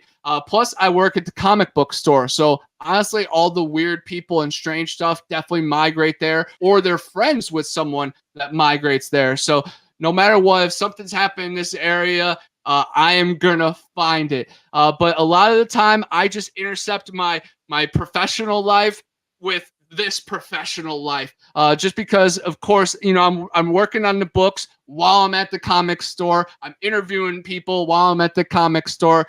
When I'm refereeing and umpiring, I'm definitely making connections, and I'm a goofy looking dude, so people feel a little bit more comfortable with me. But then I'm an umpire, so I'm somewhat official. So it's a cool balance that people just come pouring to me with their stories. And I don't know, man. I just, again, I walk my walk and all my needs are met in abundance. But I definitely have my nose in all the books and I'm asking around. I'm not scared to ask around. I get denied so much, laughed at all the time, but I find my tribe. That's what it's about. It's about those 2 people a week that really, break my mind. And I'm like, whoa, you saw a man form from gnats in a swamp? Like Gnat Man. Who would have thought? It's so crazy. And then there's these demon dogs that look like they're straight out of Resident Evil. I love it, man. I got this dude. His name's Emiliano. He's a Native American medium. So I get a bunch of crazy lore from his family and then what's happening to him during the day. And I got a lot of cool people that play Dungeons and Dragons on Saturday that I get to entertain me for 3 hours. So if y'all gonna play, I'm gonna play. So feed me the story. So I just try to find that balance, and I try to be respectful with people too. But I've definitely had a couple people tell my boss that I make them feel uncomfortable, of course, because they don't want to talk about Bigfoot. One guy, he said he had a skunk ape encounter in the Everglades that was changing his life forever, and he was actually terminally ill. And I was trying to get the story, trying to help him get it off his back a little bit. And he's like, no, they'll hear me. They'll know my voice. And then at that point, I'm like, who, man? I'm like, what has this guy done? Then he flipped the script and it was all me who was the weird one. I'm like, whoa, you were the one who was one step out of Roswell. I was just trying to get on the lead. But now he's, all buddy with me, bought me a bunch of Bigfoot DVDs, got me a snake holder, kept me safe from the copperheads. So everything works in a full circle. I might offend you, but I might enlighten you another day. That's another thing too. I don't take myself too serious either. So I'm always just bouncing off. But all I could do is lead you to the water. I don't want to dunk your head in. I don't even want you to drink if you're not thirsty. I just want to tell you where the water is, because this world has hid most of the water, has hid most of the truth, has hid most of the magic. And most of it is inside of us. We just have to unlock it. We just have to be pretty much influenced. It's all here. I am full of words and stories and energy, but it's no handiwork, and I'm not creating any of it. I'm just pulling from what it already is. It's already laid out in front of us. And I just love pulling and finding it. And every day, like tomorrow, I have no clue. I don't have to work. I got a couple plans. I'm going to a psychedelic festival in Panama City. So that's at like 7:30 though. So like until then, man, it'll be magic. But I'm super pumped. And then Saturday, I'm going to a film festival up in Georgia. So I'm just super excited. I got to ask you, because we only have about 6 minutes to go before we go to break at the bottom of the hour. For you, I've had a couple people ask in the chat room already, what is your scariest encounter that you have had with one of these cryptid creatures? My scariest encounter would definitely be in Evergreen when they were running outside of our tent, when we recorded them howling and screaming, just knowing the history of what happened there, how they've had dogs go missing and get killed. There's been missing people in that same area. People have remote viewed and psychic mediums have said that area is cursed, but we still went against all of that and still camped out there. And Matt was asleep before midnight the second night. So I was basically out there alone. And when I was hearing these things really close to our tent, I just knew that they could whisk us away at any time. So that was definitely the scariest moment. But you have to find balance. And I definitely think that they have some kind of calming effect, or if you get so scared that your body has a calming effect that it just goes into survival mode and, puts you asleep, basically. But in Evergreen, that was my scariest night, I would say. But back in Ohio, we had a lot of encounters just in my house as a kid, having banging on the house that we didn't know if it was paranormal or if it was like intruders trying to break in, or I guess scoundrels or pranksters. But there was times that we were fearing that we were going to be kidnapped or murdered in our own house, and that was definitely the scariest. But yeah, the time up in Alabama with the flat rock boogers would be the scariest with the cryptid creatures. But I've definitely had weird roars that it's like, I know it's time to get out of the forest. But then other times I've been really scared of things that are super small too. In Ecofana Creek by Devil's Hole, there is stories of gnomes and little trolls under the bridge. And they actually have gnomes and little stuffed figurines like hidden all in the forest. And it feels like when the sun goes down that they come to life. And honestly, I'm like deathly afraid of them, with little knives cutting my Achilles or something. Cause you can't run very far when hostile happens to you. So man, yeah, the hairy man definitely has freaked me out a little bit, but honestly, it's the gnomes and the trolls and the little things that could, get under your bed. Every time I've went to bed ever since I was a kid, when I put my hands under my pillow, I don't put them too far because the little people. So the little people definitely wreak havoc in my thoughts and my nightmares. But the flat rock boogers have been the scariest in the forest. I'd like to know who comes up with these names. Skunk ape, the boogers, and everything. A booger to me is something that comes out of your nose. It's not a monster. You know what I'm saying? Well, I guess it could be.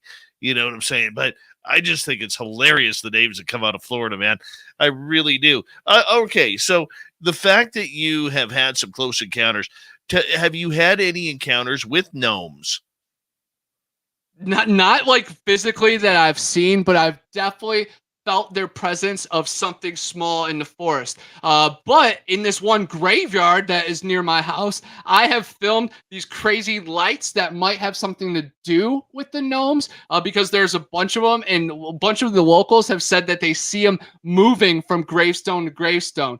I haven't physically seen it with my eyes, but I have seen the dancing lights. So maybe that is them moving, or maybe them distracting me with the lights. But yeah, I've definitely been close with the gnomes, but no visual encounters. But it's really cool because the Cleveland Browns, their logo is the brownies, and that was always like an elf. So again, I feel like the gnomes and the elves have always been kind of looking after me ever since I was a child. So they've always been close with me, and maybe these Florida gnomes and these weird mound creatures might have something to do with it. I actually interviewed a guy that lives right around here that was digging in a mound when he was a kid, and he saw a little person that was green. He, of course, thought it was an alien, as a kid. But now I think it's some type of elf or some type of goblin type creature. Wow. And are these heavy sightings in Florida where you are? Not super heavy, but definitely layered and multiple, and they definitely have correlations in hills, in mounds, and near riverbanks, kind of like how alligators burrow themselves. There's these stories of these little people just, stealing fish and being able to take little kids into the water banks. Again, that goes with the river baby and all these weird mutants. It's really crazy because that's aquatic type, but it also kind of lingers with the Puckwudgie, which was up in the Tennessee mountains. And I get the same feeling when I'm in the swamp that I did in those mountains. So I feel like it's the same source of energy wherever it is. Man, that's intense. How do you protect yourself? We got about 45 seconds here. Definitely with manifestation, of course, before. I definitely carry a blade. A lot of people I go with are armed. I come with tobacco, marbles, a couple coins, because there is stories with the little people. They can't count past 7, or they can't count past 13. So you always got to have enough coins or enough pebbles to trade with them. But I always have little trinkets, or just old herbals or natural things. Just like I always have a vial of water, not holy water, just water that could trade away. But again, I just try to walk with positivity and light, and that has, guided me pretty far so far. Have you had to make any trades? Yes, no? I've not directly not been stuck in a situation, but I've left offerings in thank you in situations that I felt like I was super vulnerable, that I could have been taken, that I, still was safe. So I've left it on my way out. But I've luckily not been in a situation that I had to barter my way out, because you never escape that. All right. Connor Flynn, we got him for another 30 minutes here on Spaced Out Radio, Bigfoot Anonymous on YouTube and TikTok. Check him on out. We'll be back with Connor right after this. On fire, buddy. On fire. Time flies, man, when you're having fun. Oh, yeah. I'm just going to go refill my glass of water. I'll be right back, okay? Heck yeah, heck yeah. Fylth, that is coming in so awesome. I love the look of that Bigfoot.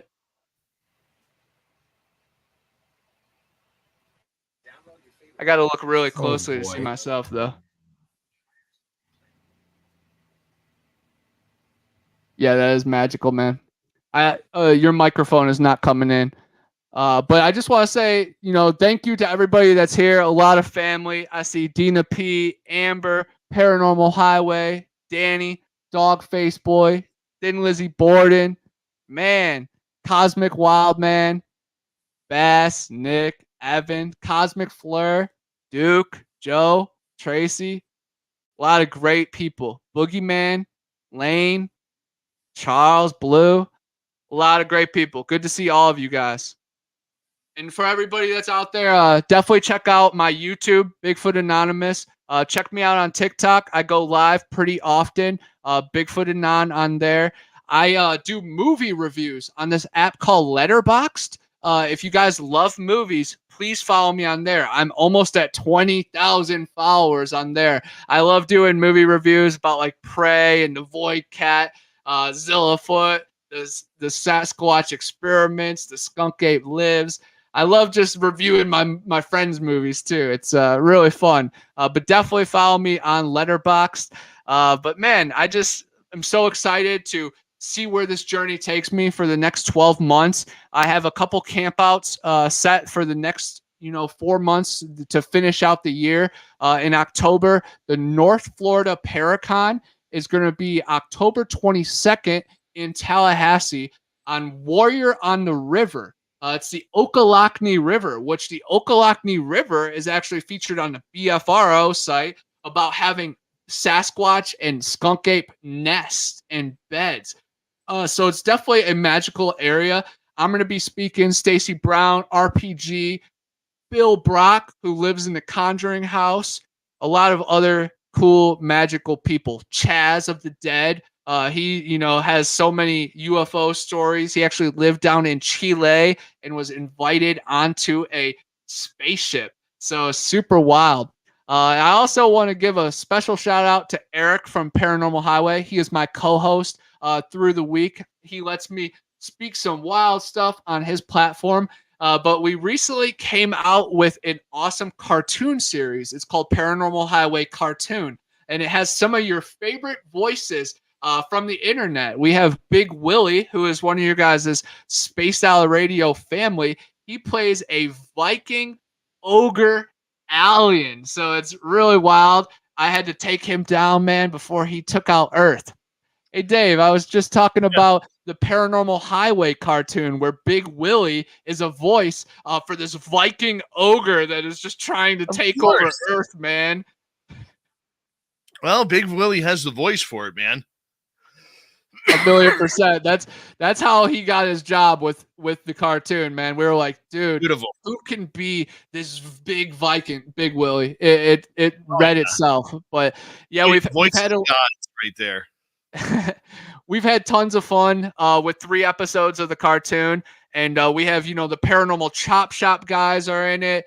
Big Willie is in it. We have a unidentified S4, Andy Gambino, me and Eric from Paranormal Highway. And it's really cool because we have a lot of fun and we have like paranormal jokes, but we drop a lot of knowledge and it's PG friendly. So a lot of kids get to watch it. So they get to learn about Bluff Creek and the details. Nice. And then about how Ronald Reagan started a space program that was connected to Star Wars in the early days. So it's really cool that we could, drop our fun facts, but then I can also be like, Medusa got stoned. How ironic, we can have fun lines like that. So it's gotta get you to hold on right there. We got to say goodnight to Dirty Fylth as we'll give one more shot of his beautiful Bigfoot comment here. And, that looks good. That looks like Connor there. And good night, Filthy. We appreciate you, my friend. And let's see who has showed up here quickly. Sue Ashwell, welcome to SOR chat. And Iron Dogger, nice to see you, my man. Pinzer Flactum, good to have you back. And let's see, anybody else that's jumped in here that I don't know about? Ross Lambda. Yeah, the Ross Lambda. Looney, where have you been hiding, Looney, my fellow Canuck? Good to see you. Terry Hall, nice to have you here, man. How's that mustache? Please let us know. And thank you to our super chatters, YJ, Cat Chaser ×2, Deco and NoCal, Nicholas and Simon. Here we go, everyone.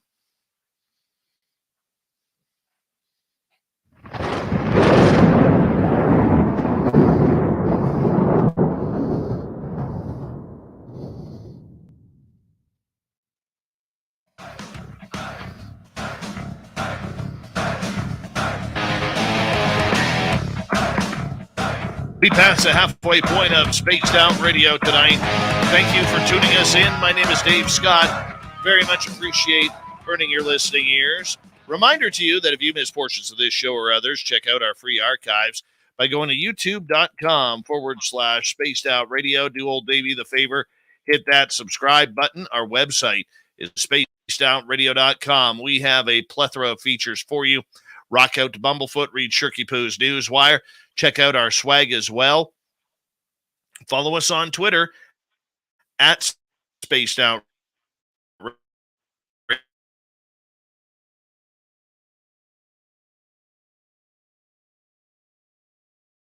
Radio, in Spaced Out Radio, and our good friend Connor Flynn. What's happening, man? Nice to have you here. Oh man, I'm just living the dream. I gotta tell myself that sometimes too when I'm driving to work, and it's still work. So I'm away from home, but I still gotta tell myself, man, I'm a kid from Ohio, living down in Florida, get to look for the skunk ape, get to talk about comic books and video games. Life is where I manifested it to be, and hopefully, in the next decade, I'm gonna be in a cabin high on a mountain, being able to lead expeditions privately and then going fishing and feeding my wife, straight out of the garden. But man, I'm just super excited to see where the path takes me and meet so many people because the community is just filled with magical wild people. And again, man, when you get to be cool, the world really just fills you up with other cool things, and there's people just like us out there, and I just love it. There's people just like us that don't even know about us, so let's just get out there loud and proud and spread that light. Oh, for sure, absolutely. I totally see where you're coming from with that. I want to ask you in regards to the fact that you are looking everywhere for these creatures. It doesn't matter whether it's skunk ape or you're going in the water looking for sea creatures or big alligators that really want to eat you in one bite, maybe megalodon. It's weird that you brought that up earlier in the show though, my friend, because lately I have been, one of the things I want to do with my son is I want to take him looking for megalodon teeth.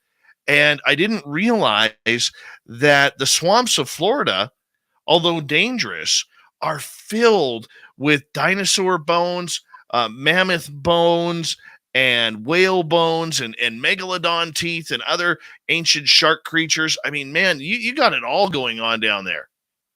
Oh yeah, I am so glad you went there, man. We have so much megafauna, and I have found 2 megalodon teeth myself. in Spring Creek where they filmed the movie Cobra Gator. So I renamed it Cobra Gator Creek. So I look at Cobra Gator Creek for fossils pretty much 3 to 4 times a week because I could squeeze in a little 30-minute session right before or after work. So it's really nice and easy. But I have found ivory myself. I have found dozens of shark teeth, lots of crazy megafauna fossils. But I have been there when my friend Dylan actually found a mastodon lower tusk. And to be there when something like that is unearthed is super magical.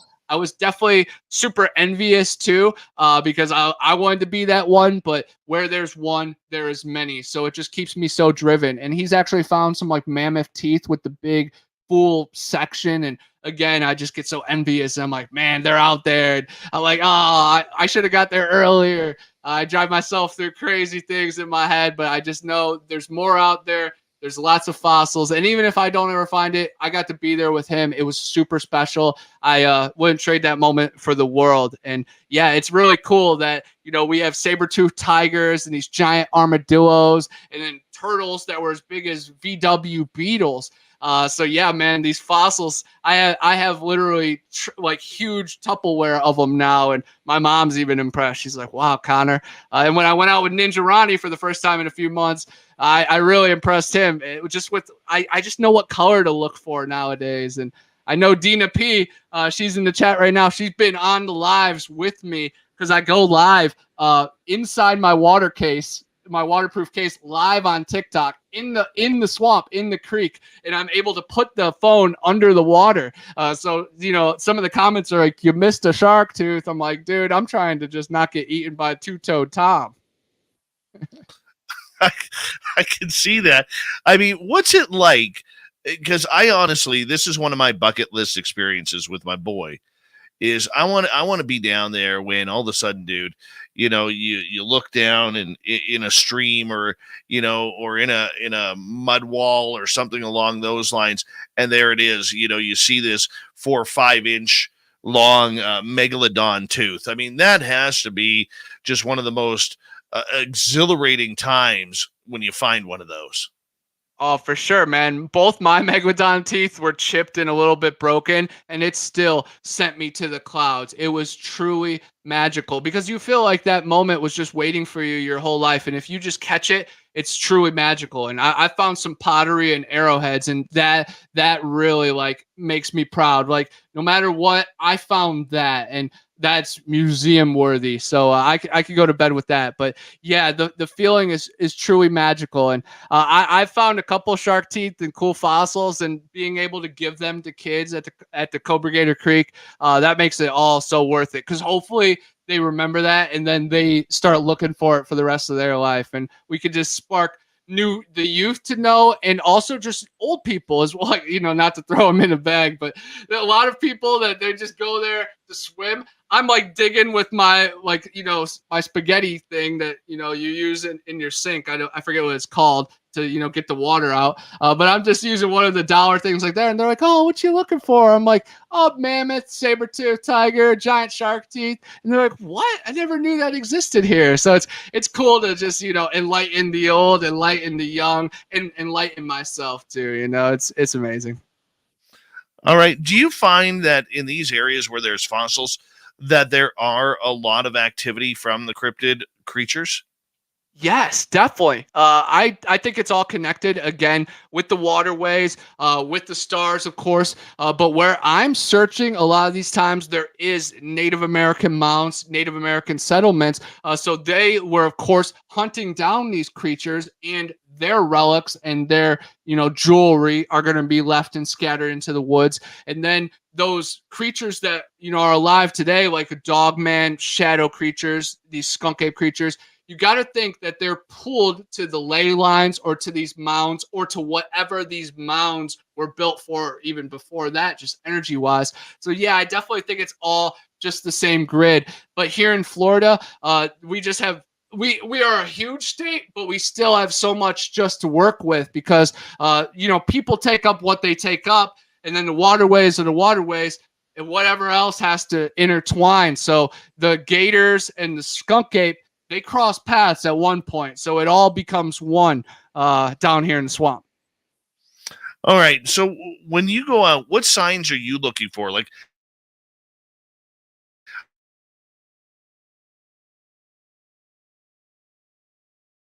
just seems to be out of the ordinary. What are you looking for down there? Man, anything down the trail when I'm walking, I'm looking for impressions in the mud. I'm looking for bent over trees. Animal bones is a huge thing. Strange smells is another. Of course, I have the audio thing rolling, so I will follow any kind of weird, I don't know, just disturbance and weird calls. But I also just follow animal calls too and the bugs. So honestly, you just have to become one to see one. And it comes in many forms, but definitely a lot of forest language. And my favorite recently are the glyphs, because on the path you might see like three sticks in a triangle form, or as a Z or a 2 or a T or an X, and it all could mean something different, or it could just be some natural occurrence. But I don't believe in coincidences. I honestly think everything happens for a reason, even if it is meaningless on the grand scheme. My body needs to absorb it for something. It will mean something someday. So just anything out of the ordinary. That's for fossil hunting and for cryptid hunting. When you're going down the river, it's rocks, shells, leaf, and you're picking it up. You're wrong. You're wrong 95% of the time. You're looking. You're like, oh, what's that? What's that? What's that? What's that? What's that? It's that 5% that it is the fossil, or it is the tree bend, or it's the TP, or that impression is actually a cryptid impression. So it's about just having that eye, and you can be wrong. You can be wrong. That's why you never go 100% one way, or it's nothing's concrete in this world. In the cryptid universe or in the real world, it's all fluid. It's all particle and wave, baby. All right. So when you go out, how often are you getting actual, what you would say, cryptid action?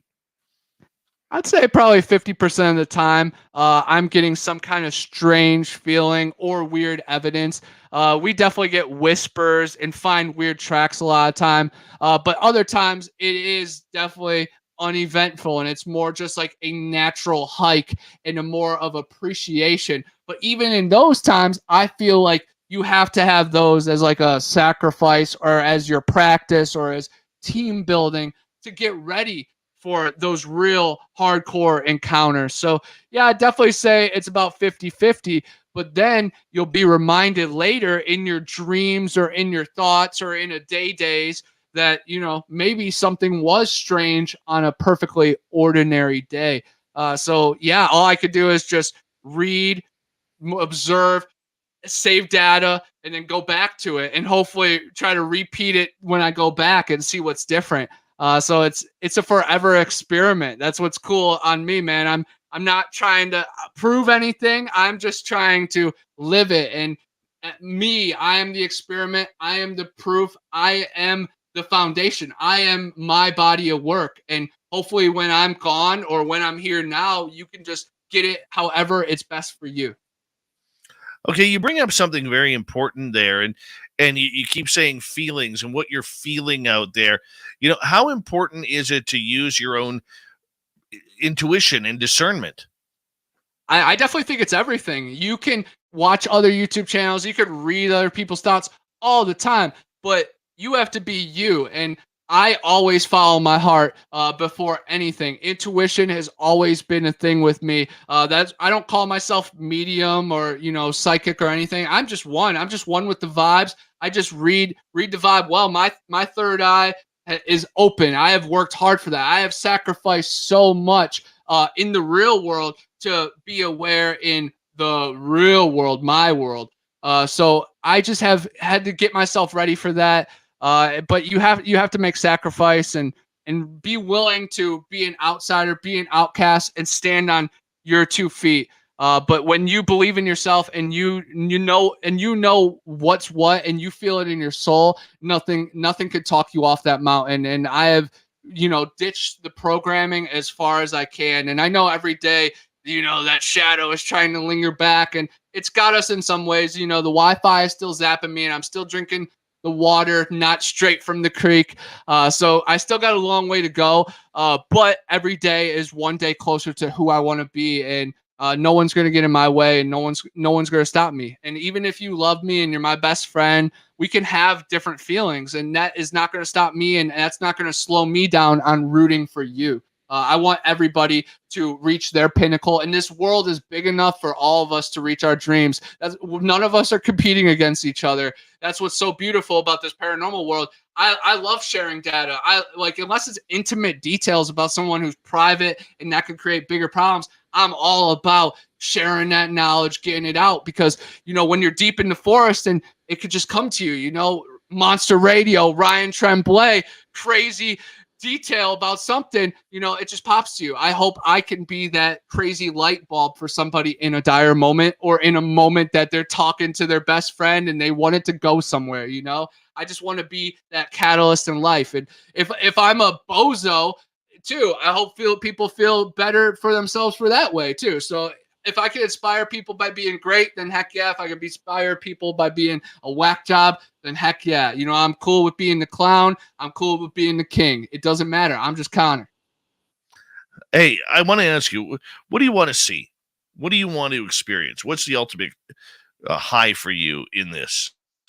Oh man, I want to see myself. I want to see the best version of who I am. I want to see the people around me follow their dreams. All of us have, cool mid-major shows. I want to see some of our people break through. If it's not me, I want it to be you. If it's not us, I want it to be someone that we have some kind of 7 degrees Kevin Bacon style to. But I do have a list over there of just like national parks that I want to see. I want to see the Half Dome. I want to, of course, Camp Yosemite. I want to go to the Arches.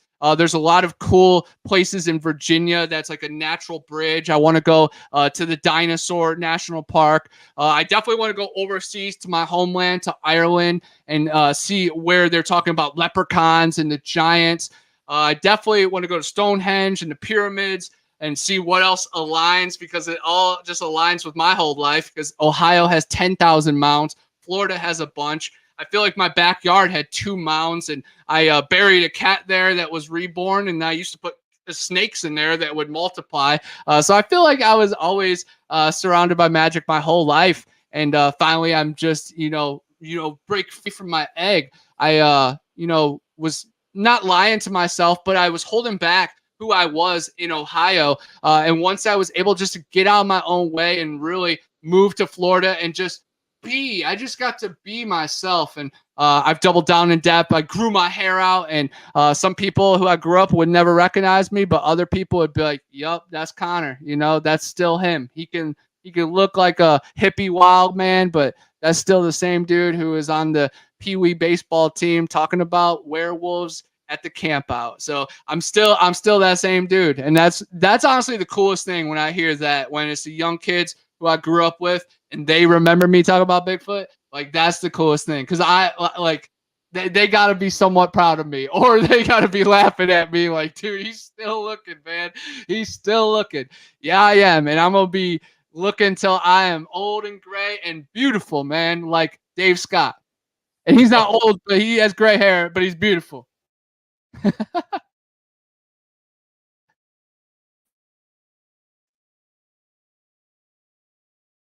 That's quite okay. But I want to continue, like, with the creatures. What's the ultimate experience with the creatures that you want? Is it going to Ireland to seeing the leprechauns?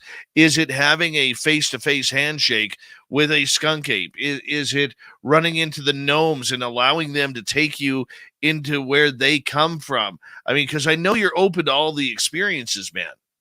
Yeah, I would definitely love to have that Janice Carter intimate experience with the Sasquatch. We don't have to shake hands or anything, but honestly, just to exchange some kind of peaceful information, just so they know on my side that not all of us humans are stinky hunters and all that. And I just want to have some kind of understanding of the ancient beings, just to give me a little bit more hope about this dark world. I feel like they might have that healing insight that honestly I need nowadays. The world needs nowadays. we're in some backwards times that we might have to look to Mother Nature in the forest. Like this might be times of survival. So honestly, I don't see like an end goal with the cryptids. I feel like my journey will bring me along with them, but it would be really cool to, go to some glyphs and down in a cave and definitely encounter some kind of ancient force that can, show me my life and then beyond. And I've, done a fair amount of, DMT and LSD and mushrooms that have showed me that energy and there's deities and there's forces beyond what we could see that definitely pull strings in our everyday life. So just to get more in touch with that would definitely be cooler.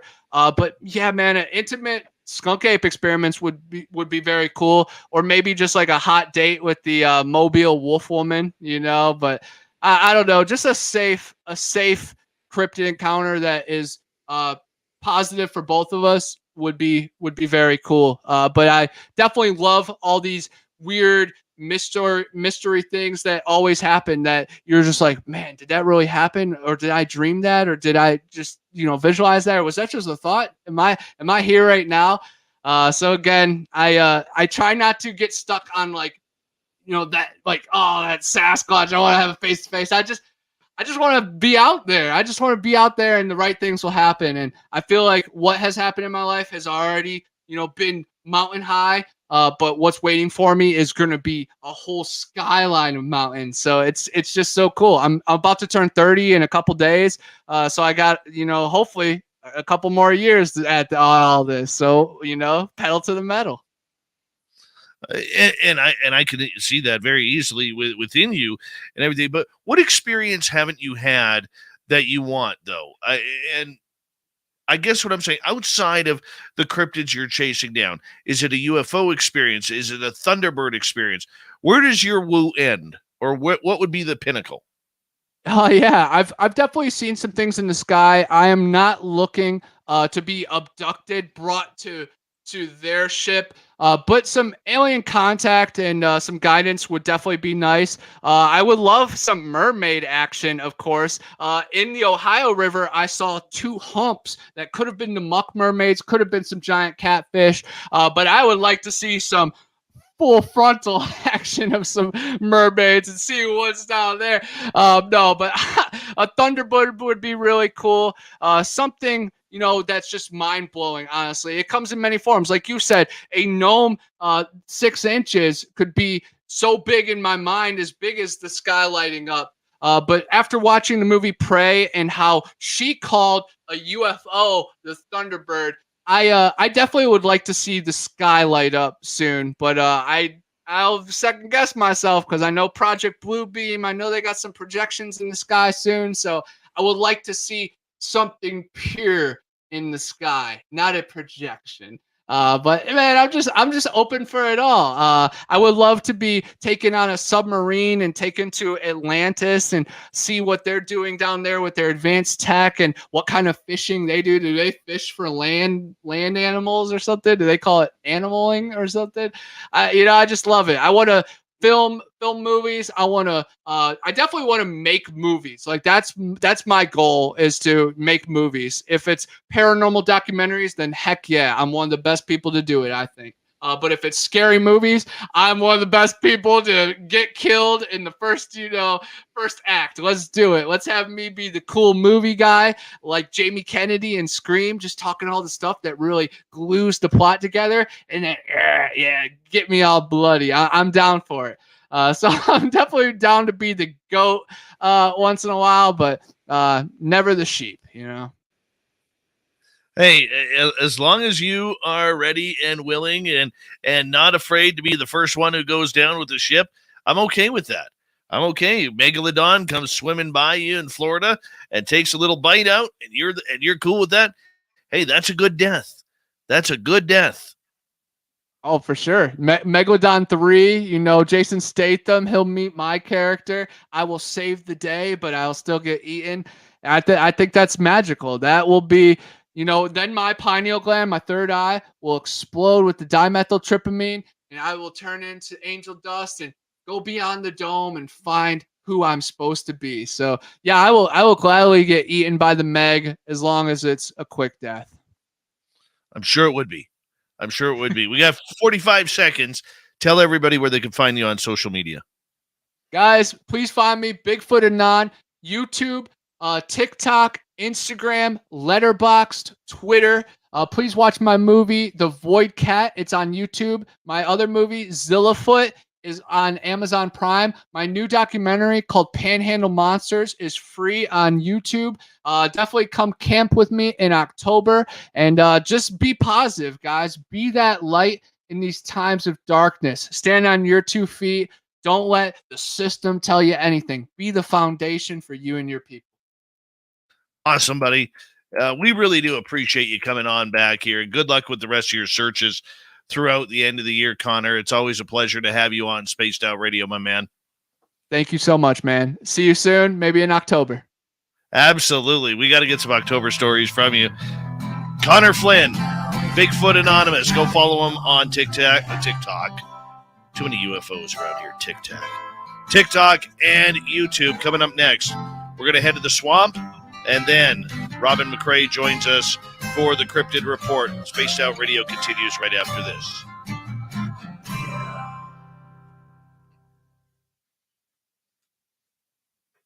Great job, buddy. Great job. Thank you so much, man. And I'm looking forward to the next time for sure. And I'm really looking forward to hearing from your journeys in the forest too. I know last time was right after you found some tracks and you got some casts. So hopefully, the next time we rendezvous, we will have some next level evidence. Hopefully. We're getting a lot more areas now. People talking about areas. My buddy is getting a lot of them now that he's working at the local hunting store. But we are getting some good areas with some people getting freaked out that they don't even want to be in there. So that's where we go in, right? So now we just find the time to go in. That's all we can do is try to buy time. That's why I work double time. So in the future, I have some time to chill. But I just love it, man. 25 hours a day, cryptids. All right, brother, I got to run. We'll talk to you soon. Okay. Yes, take it easy. And Swamp Dweller, salute, man. Looking forward to it. Take it easy, guys. That was awesome tonight. Talk to you later, Connor. Peace. Connor Flynn, everybody. I'll be right back.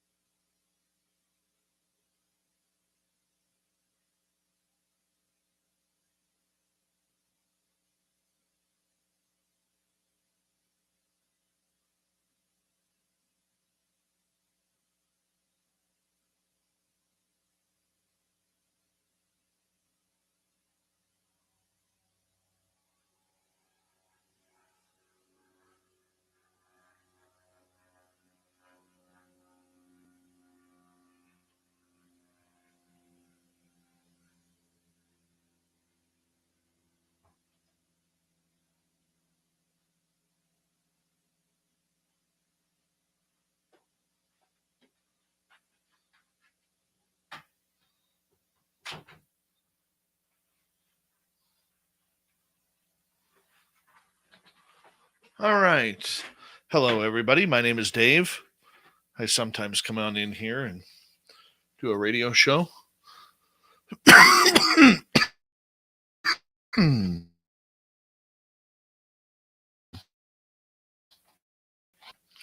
me over in. Good to see you guys. All right, we've got about 45 seconds. Raman McRae sitting in the hot seat. What do you guys want me to talk about in the Dave 101 tonight? What do you want me to talk about? Probably wasn't an orb. I've got some moths in here because my window is open.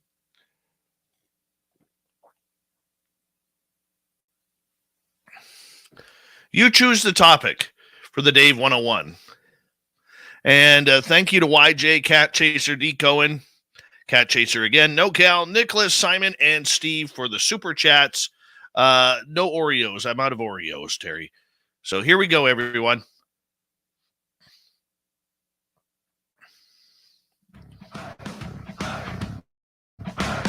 Would you like to connect with us? Head to spacedoutradio.com for all your latest show info.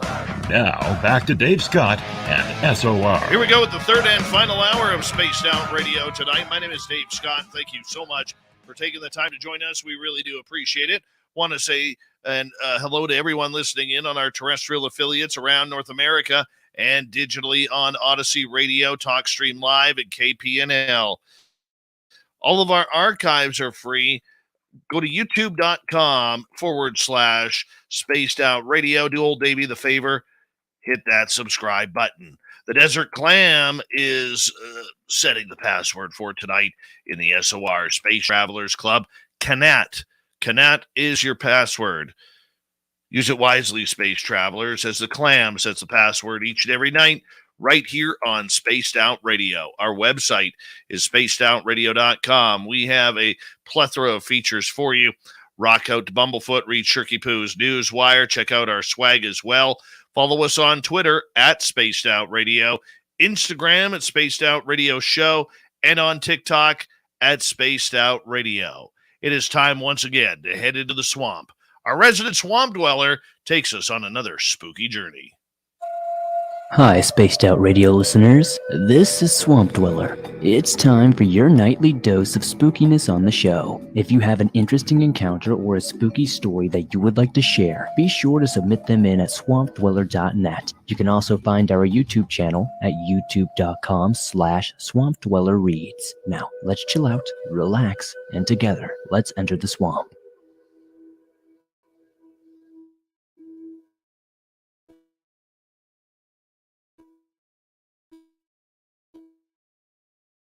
And in the middle of a national forest and spend at least a week each month camping. I'm doing dog mushing now, so I'm outdoors now in times when it's colder and darker and further into places that people don't often go.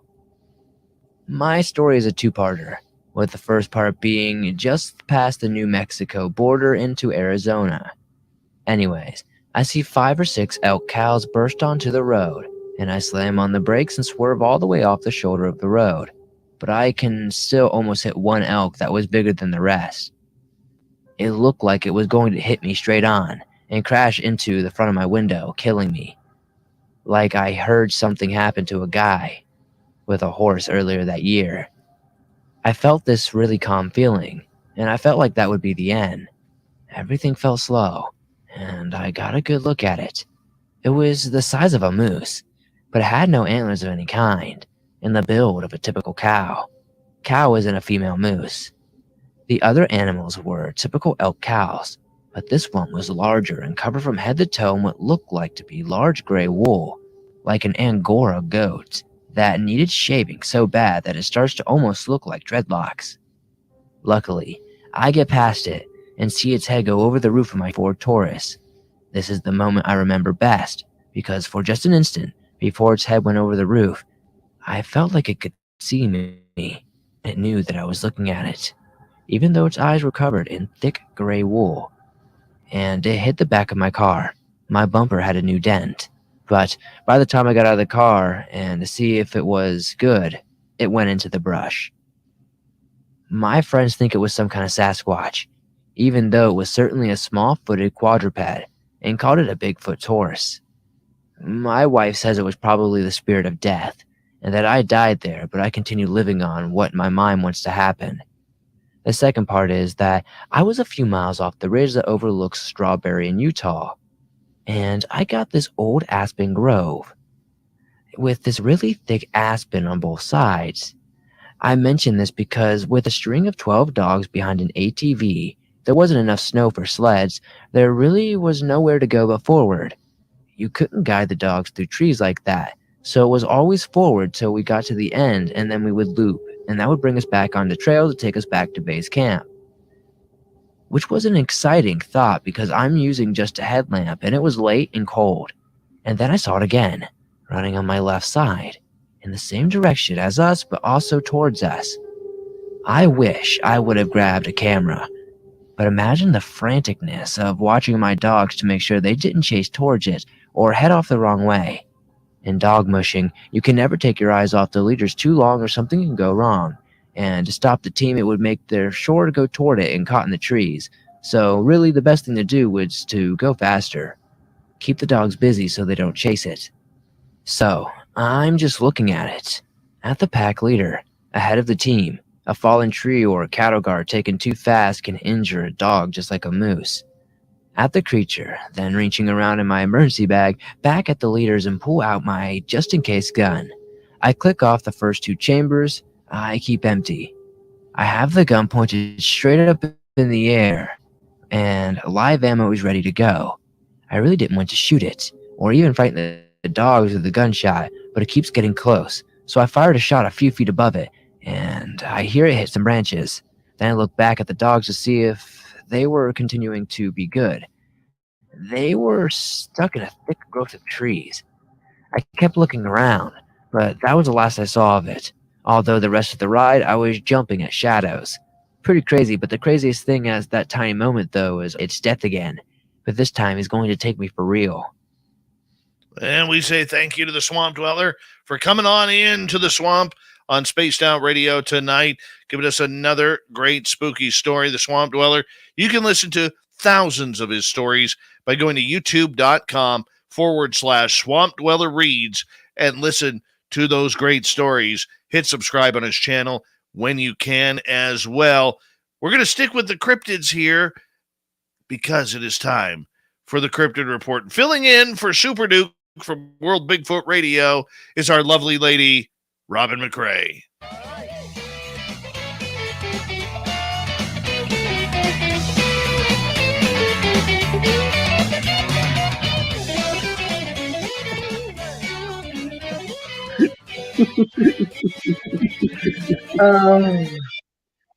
Robin McRae, we love it when you are here on Spaced Out Radio. Fill it in with Super Duke, and of course, Bigfoot Michigan Rob hops on in every now and again for hanging on out with us. How you been doing? I'm good. Glad to be here. I'm going to miss you guys. Duke's back, so this will be the last night. He'll be back next Tuesday, so that's a good thing. We have a little bit of exciting news in the cryptid world. Excellent. Excellent. And you're going to keep that a secret? No, this is out of Russia. I was contacted by Igor Borstev, and he forwarded me a video from the southern part of Russia, and he wanted me to make sure it went to Harriet McFeely. Now, Harriet McFeely owns the Bigfoot Museum in Nebraska, and she has done a huge study on the braiding, and they take down flags and they braid the flags. They rip parts of the flag and they braid them. So she's done quite a bit of research on it. Igor forwarded me a video where they found a 7-foot-long braid. And this braid was actually done in the tall grass.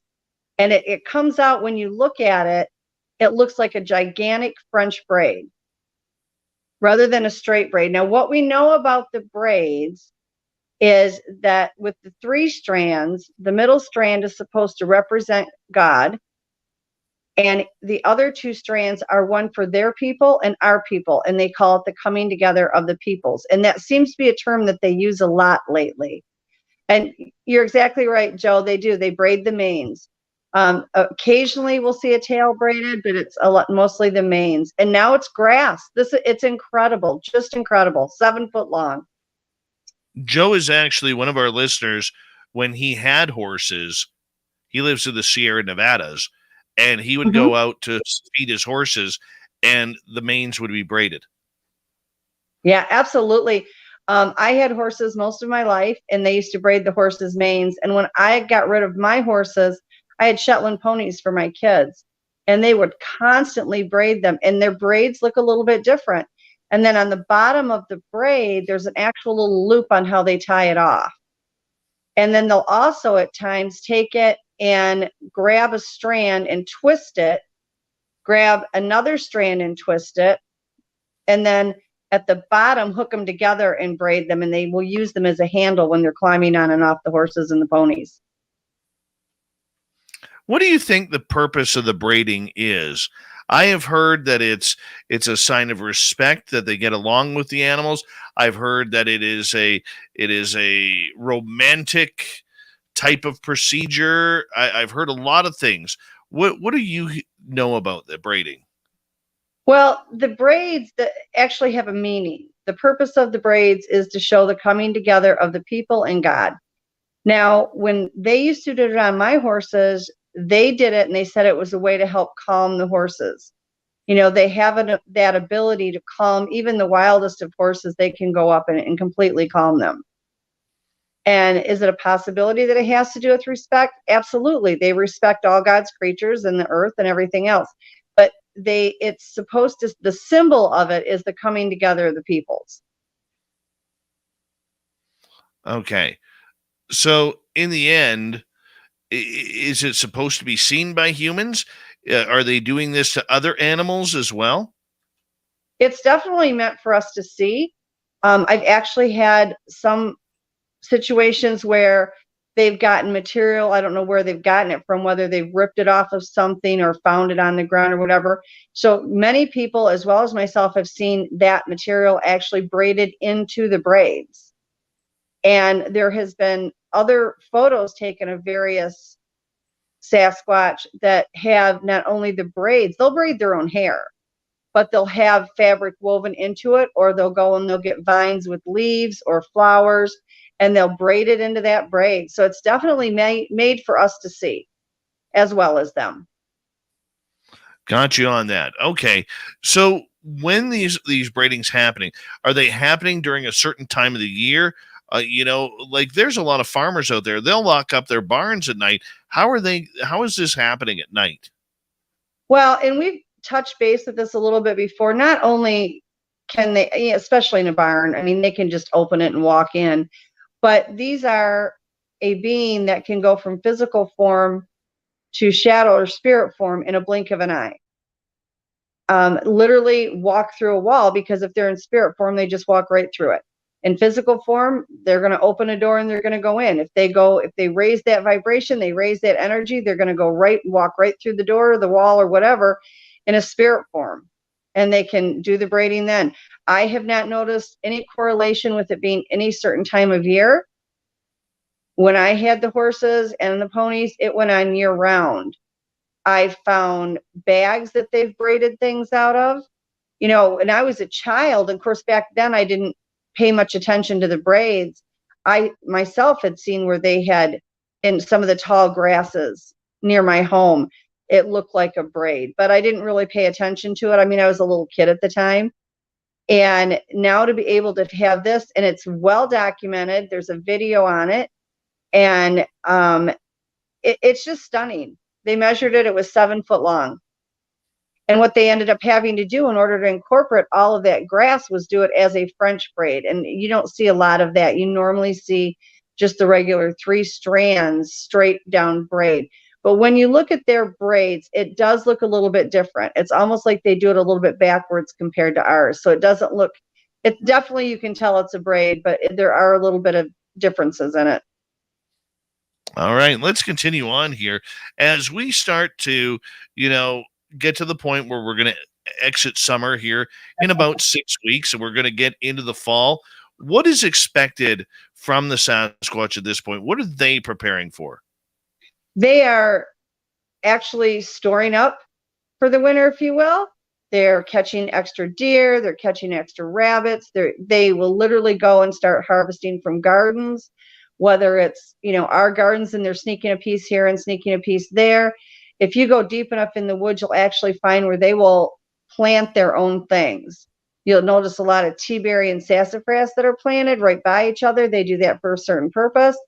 They will, if they've stolen, whether it's tomatoes or cucumbers or whatever out of your garden, the seeds from there, they will plant them.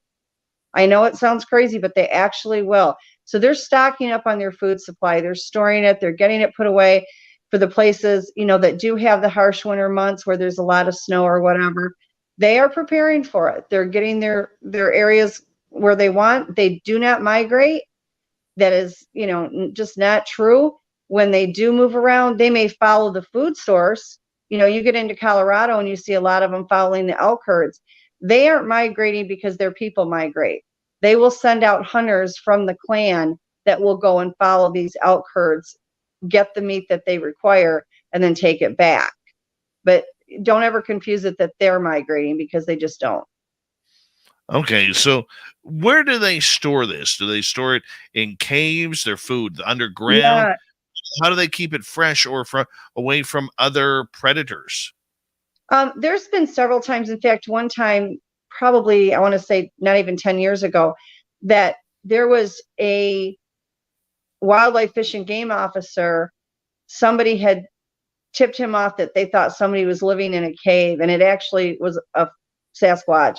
He went in there. There were 14 deers that had been gutted and stacked up in that cave for the winter.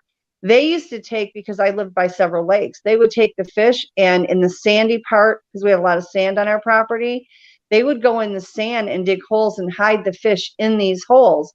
And I don't know if, to my knowledge, sand doesn't preserve anything like that, but they sure felt that they did, because we would find fish planted in these holes where, they were so full, a full fish. It wasn't anything that even had been gutted or cleaned out, and they were packed in the sand. I would find animal carcasses that were buried. So, I don't necessarily think they have to have that cave system. You also have a lot of these abandoned farms that, the houses or the barn itself are hundreds of years old and they're dilapidated and falling down. They will use those as a place to hold up, in the severe weather or whatever, or to hide things in or store things in. They have no problem using that. If I've watched it enough where they know that none of our people are going in and out of there, they will definitely take it over in a heartbeat. Okay, so as they prepare for winter, and they're not migratory, do they fast during the winter? Do they hibernate? I don't feel that they do, because any of my groups that I worked with, I was putting food out for them, and there was no slowdown in the amount of food that was taken in the winter at all. They were still burning calories. If they cut back on food at all, it would only be because they're less, I don't want to even say they're less active. I saw just as much of them in the wintertime as I did the summer. There really and truly was not a whole lot of difference, other than on the severely, because at that time I was in Michigan, on the days that were severely cold, I may see them less frequently and maybe not as many of them out that day, but definitely just as active in the wintertime. Okay, so what do they do during the winter then, when everything is slowed down?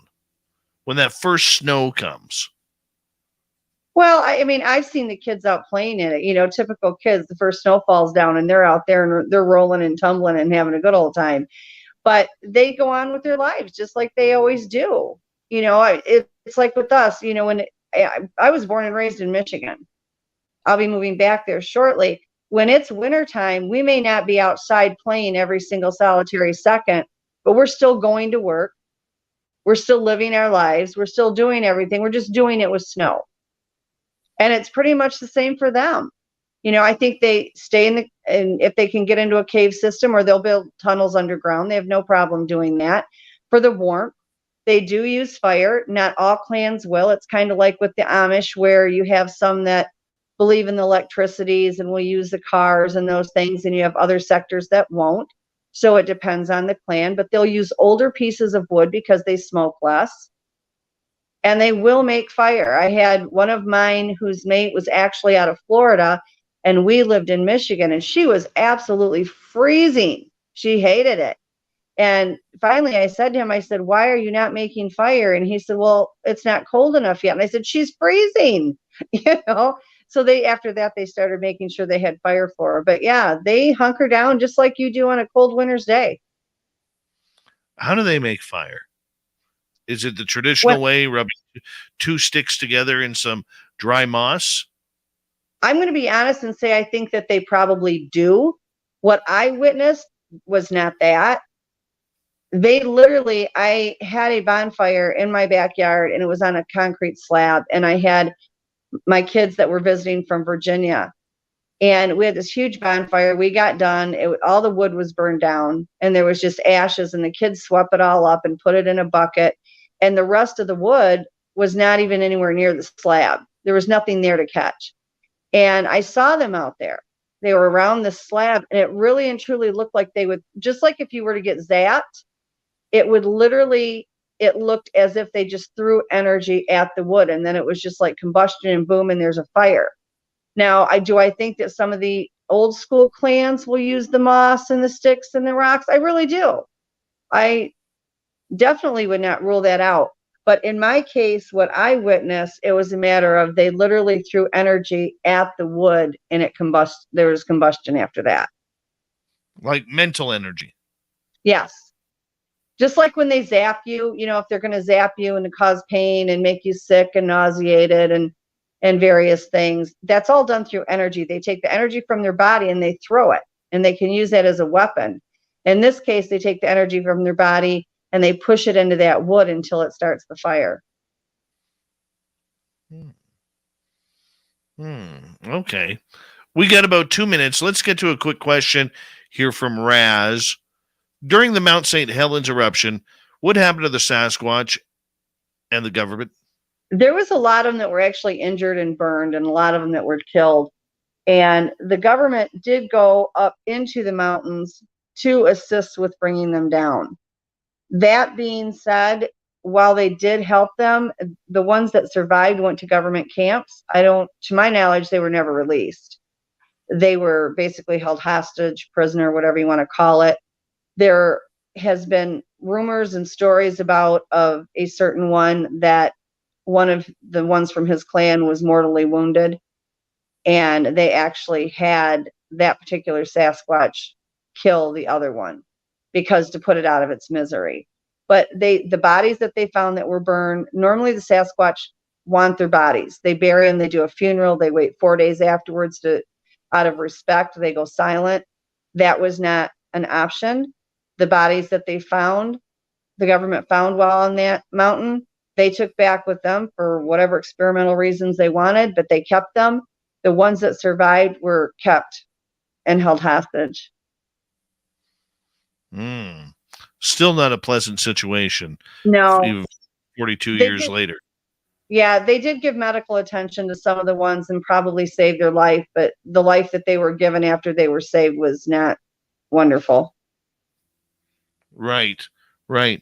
All right. So what does your summer look like now as we start to wind it down? What do you do for research? Well, summertime here in the South is miserable because you're dealing with nothing but living on the sun, high humidity, and venomous snakes. So for me, summertime is miserable. Wintertime, it's cooler and I'm out. I'm able to do what I want to do.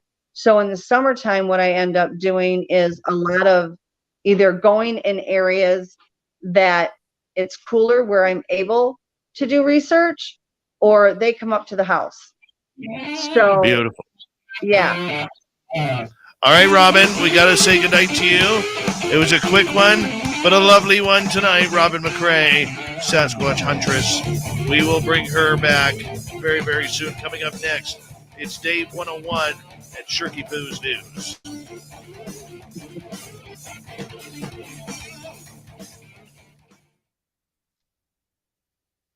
Great job, Robin. Oh, thanks. I sent you all those pictures too, so whenever you get around to it, you can put them up for people. I didn't see them. I sent you an absolute ton. Where to? I'll have to look and see. I thought that I sent them to you on Messenger. I will I check. can resend them. I have had a rough day today. Yeah, you And look really stressed and tired. I am today. I got called into work today. And not that I don't love my work or anything like that, but I was not prepared. I had my day planned out and I had to reshuffle it, and it just didn't go well. And Yeah. You look like you there, need a good night's sleep. shoot, you did send it to me. You did send it to me. Gun. All right, I will show these next time. I apologize to you and my audience. Oh, it's fine. I do. Not a big deal. I mean, you're kind of burning the candle at both ends, so it's not a problem. I really am. I really, Yeah. really am. You look like you need a full night's sleep. I need more than a full night's sleep. That, you know what? I'm taking this weekend off. Good. And I'm going to enjoy myself for the next 3 days. So it's going to be good, even though I got to go to a wedding and see the emergency dink. But we'll be good. We'll be good. All right, Robin, I will let you go, my dear. All right, you guys take care. Thanks. It's been fun this week. I'm going to miss you guys. We'll see you soon. Bye-bye. Bye-bye. Robin McCrae, everybody. Hey, what do you all want me to talk about on the Dave 101 tonight? I haven't even had a chance to think about it yet, so this one is going to be seriously off the cuff. Pick a topic, people. Pick a topic. And no, it can't be about the emergency dink. Let's see what you come up with and see what I could come up with.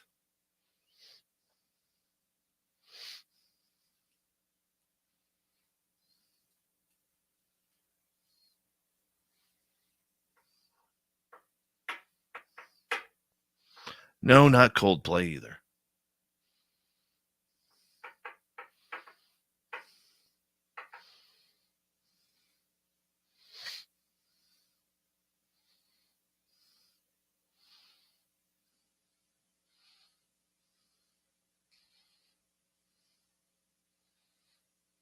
Men in Black.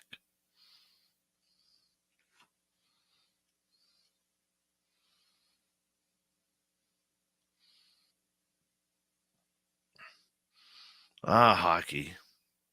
I'd get in trouble for hockey.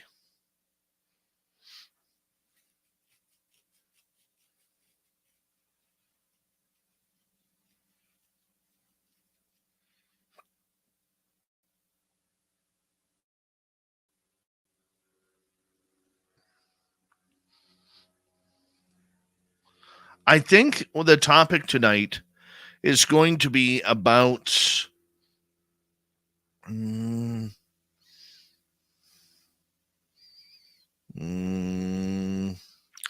we really want these mysteries solved?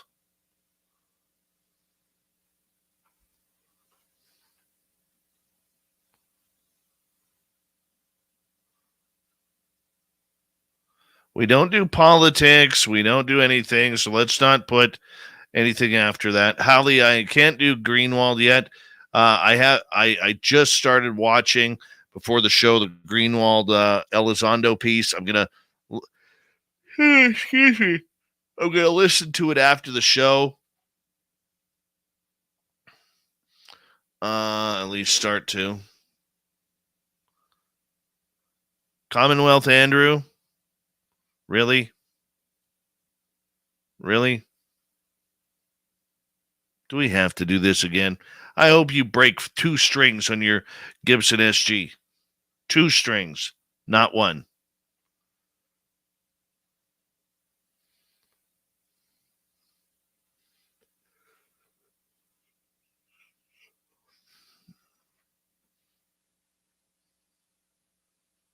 "30 seconds. Big thank you tonight to Steve, Simon, Cat Chaser ×2, Nicholas, NorCal, D. Cohen, and YJ for the amazing super chats. Really appreciate it.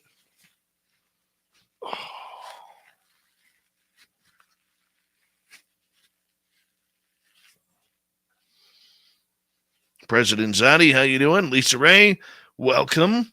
And here we go.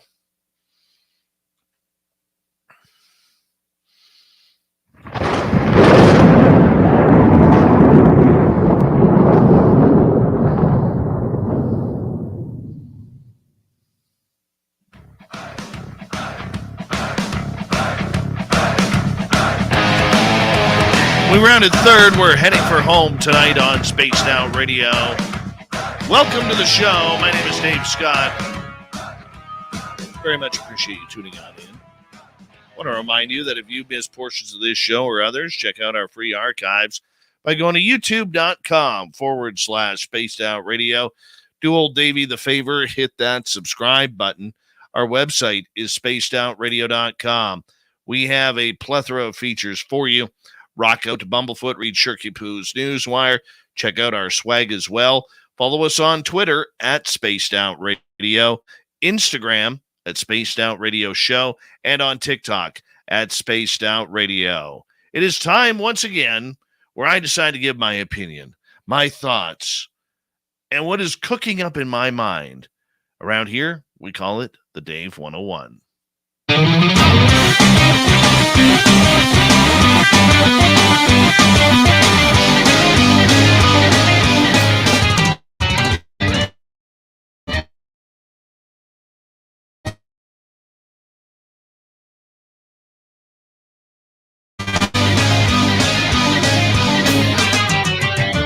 Here we go, as I am wound up tonight about this weekend. This weekend where I have to see people that I don't like with people that I do like, all at my nephew's wedding.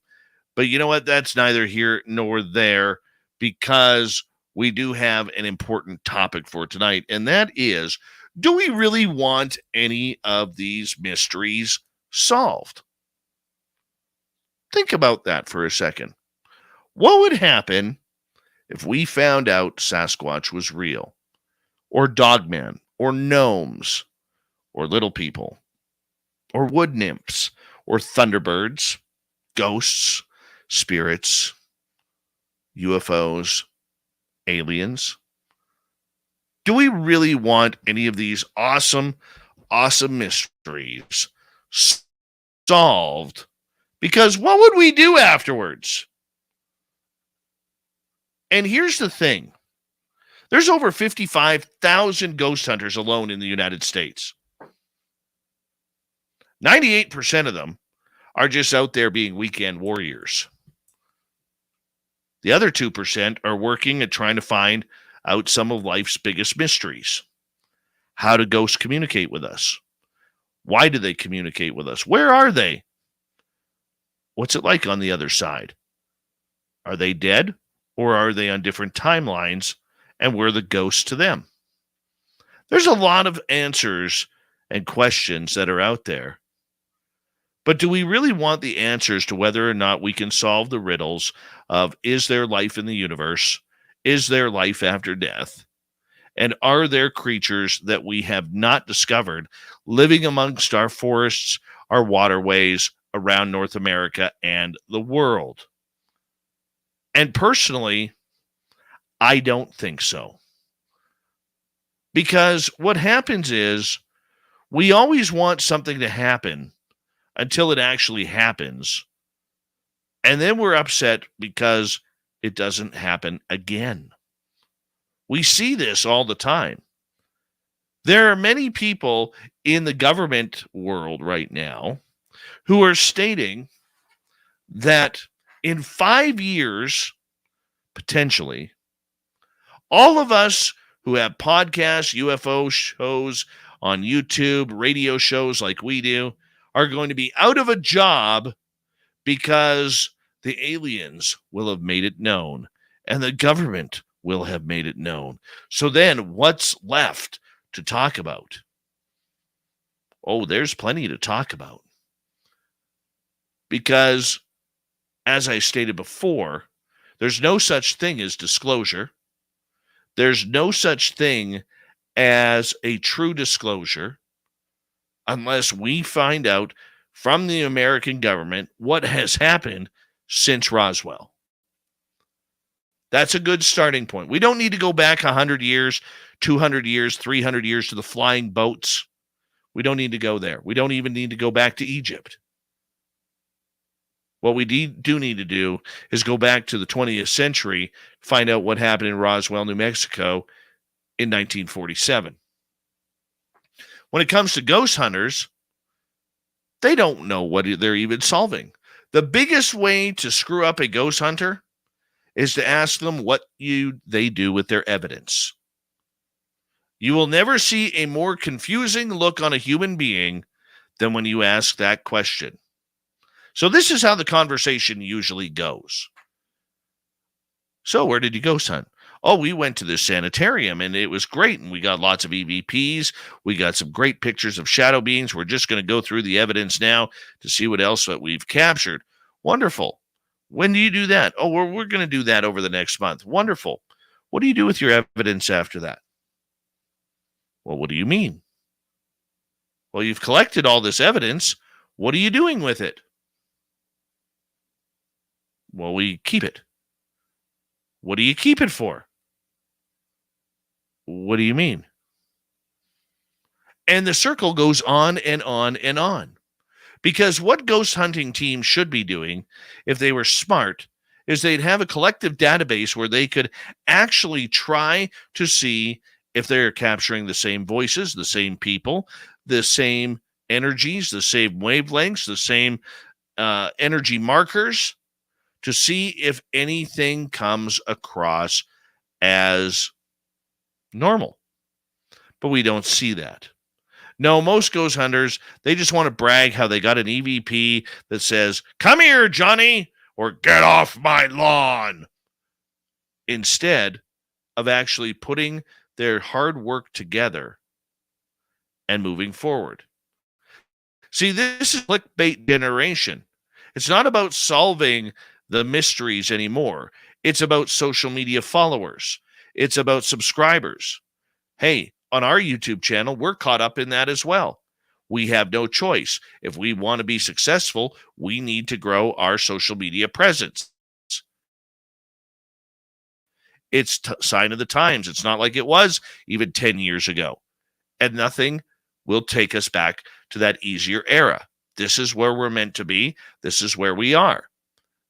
But solving the mystery has become convoluted, because what mysteries are you willing to solve? The other problem that we have is in the cryptid world, which I have mentioned before, where groups like the BFRO, which stands for the Bigfoot Research Organization, are having no problems telling you how their statistics break down. But here's the problem. Their statistics are rigged. They're fudging their numbers.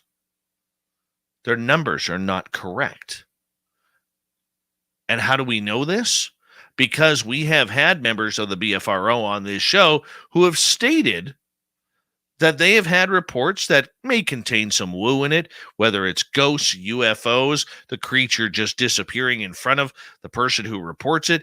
And those, since they do not align with the rules and regulations of the BFRO as being a scientific organization, are eliminated from the research.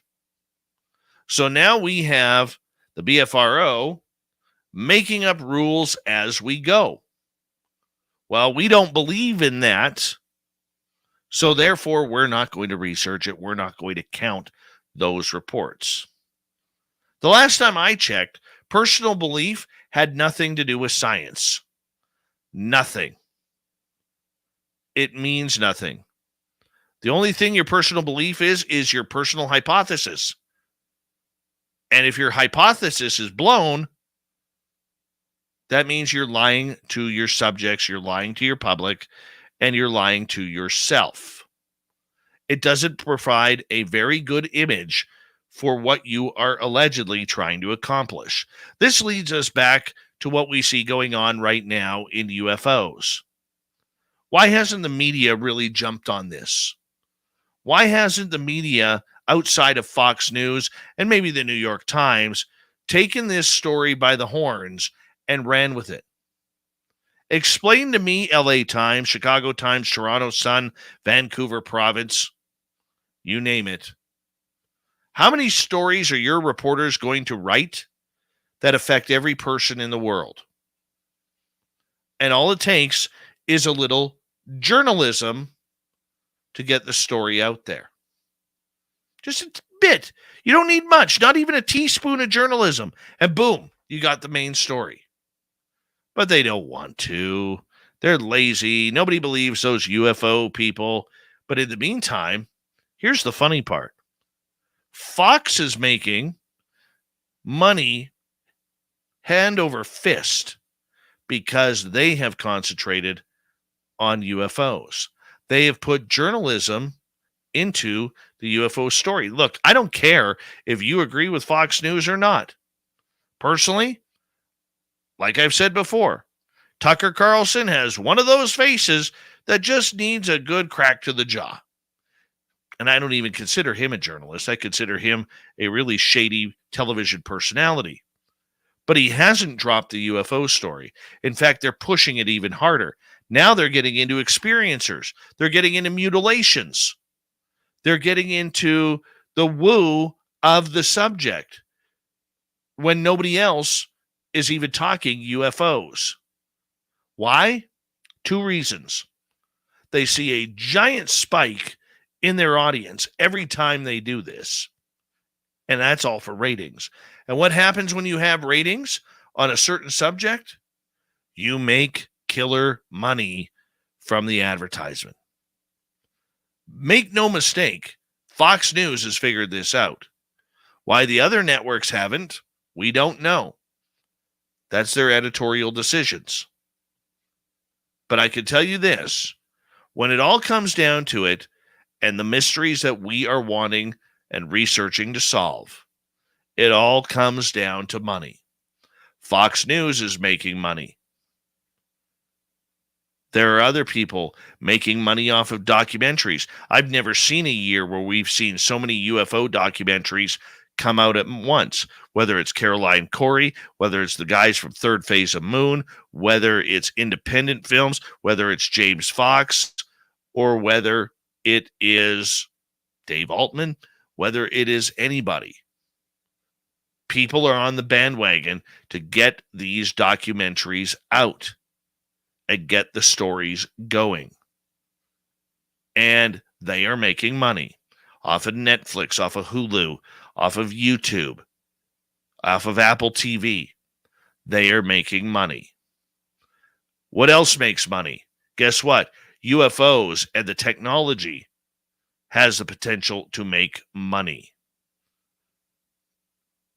What do we get if we go find Bigfoot? We see companies, tourism, logging companies, mining companies, fishing companies lose money because they will quarantine an area until they figure out what is going on in that area where Sasquatch has been found or Dogman has been found. It's all about money, people. Death is money. There's death taxes. There's funeral costs. I mean, who would have thought a funeral costing $11,000 to $20,000? They are up there. I know what my nephews cost. And we did it the cheapest way possible. Unless you get them cremated. Everything is about money. And that's the unfortunate part. You know, we want to keep it out of there. We want to make it about the creatures. We want to make it about the ghosts. We want to make it about the aliens. But in the end, those who are more in the know it's all about books. It's all about movies, television. It's not about getting the answers done. So do we really want the answers? Because in the end, to me, there is something pure about these mysteries. There's something very fun about going into a haunted building and seeing if you can communicate. There's something enjoyable about heading into the forest on a warm summer night with a flashlight and your good friends trying to communicate with something that shouldn't exist. There's something fun about going out on your patio and staring up at the stars and seeing something that doesn't conform to what your mind already knows about airliners, air flight, and satellites. When the romance is gone, we must divorce. At least we should. And what do you go to next? What's the end result? Where are you wanting this to go? Do you really want the mystery solved? I'm not sure I do, because I have way too much fun hosting a radio show that lets me talk about these subjects as a career. And that is your Dave 101. If you have any comments and you're watching this on our YouTube channel, do us a favor, leave a comment below. Let us know what you think. Do you want the mystery solved? Let us know. And now, here's Shirky Poo's news. What time is it? It's time for Shirky Poo's news! Oh, yes, old Shirky Poo has us going tonight. And we're going to start off in the great state of Texas where, well, books are under attack. Complaints from parents in a Dallas area school district has led to the removal from its libraries of 41 books, including the Bible and the illustrated version of the Diary of Anne Frank. Yeah, reports say in the Kelleher Independent School District, they have ordered the books removed from school library shelves, even though there were community recommendations from last fall that said some of the books should remain. All of the challenged books must be reviewed again by campus staff and librarians to see if they meet a new board policy approved last week, according to Bryce Neiman, the Keller ISD spokesperson. So what changed? After the original committee met and recommended keeping some of the books, 3 new conservative school board members were elected to the district 7-member trustees. All the new members were recipients of a Christian Political Action Committee's donations. The Texas Tribune makes it clear that Patriot Mobile, a Texas-based cell phone company that donates to conservative Christian causes, raised more than $500,000 for political contributions to Keller and other school board candidates. The 3 candidates Patriot Mobile, supported are the 3 who won. One parent who served on the Keller ISD book committee said she believes the removal of these books is a result of the action campaign and the money that helped pay for the campaigns of the 3 new board members elected. School board unanimously approved a new policy for acquiring and reviewing books. You know, this is such a dangerous road. There are books I know in our libraries that I don't agree with, but I would never, ever take an opportunity to take a book away from a child. There's just something real scummy about that. You know what I'm saying? Real scummy. Oh, can you believe this? I'm telling you, how does this happen? And I am absolutely dumbfounded for this Missouri pastor, and he must be absolutely heartbroken right now because he went viral after ripping into his congregation, calling them poor, broke, busted, and disgusted. Their sin? They didn't donate enough money for the pastor to buy an expensive watch. Pastor Carlton Funderburk of Kansas City was caught on video making the comments when the members of his congregation would not purchase him a Movado watch, which ranged from the price of around $400 to $3,300. I'm not worth your McDonald's money. I'm not worth your Red Lobster money, Funderburk told his parishioners. I ain't worth your St. John's knits. Y'all can't afford it. Now can you? I ain't worth your Louis Vuitton. I ain't worth your Prada. I'm not worth your Gucci. Funderburk founded the church with his wife, Pastor Silverina Funderburk. The video was posted on Facebook Funderburk says on the video that he asked for the watch last year, and here it is all the way in August, and I still ain't got it, he says. Let me kick down the door and talk to my cheap sons and daughters, he says. The video was posted 3 days ago, has gathered hundreds of thousands of views and comments, but later, of course, God stepped in. Funderburk released an apology. No context could erase the words I used. I apologize to the people that have been hurt or angered or anyway damaged by my words. For those who know me and love me, thank you for your support. For those who now know me because of this video clip, I regret that your first impression of me is one of anger, hate, and resentment. No, you're just a jerk hiding behind God's word. That's all you are. Conspiracy theorists claim that they have new proof that the Apollo 17 moon landing was a hoax. Claims that the moon landings were a hoax have been around since 1969, but this new one focuses on an odd figure found in the visor of one of the astronauts in a clip of the 1972 Apollo 17 mission. On the last manned trip to the moon, the astronauts, Commander Gene Cernan, Lunar Module pilot Harrison Jack Schmitt, and Command Module pilot Ronald Evans were the final people to touch down.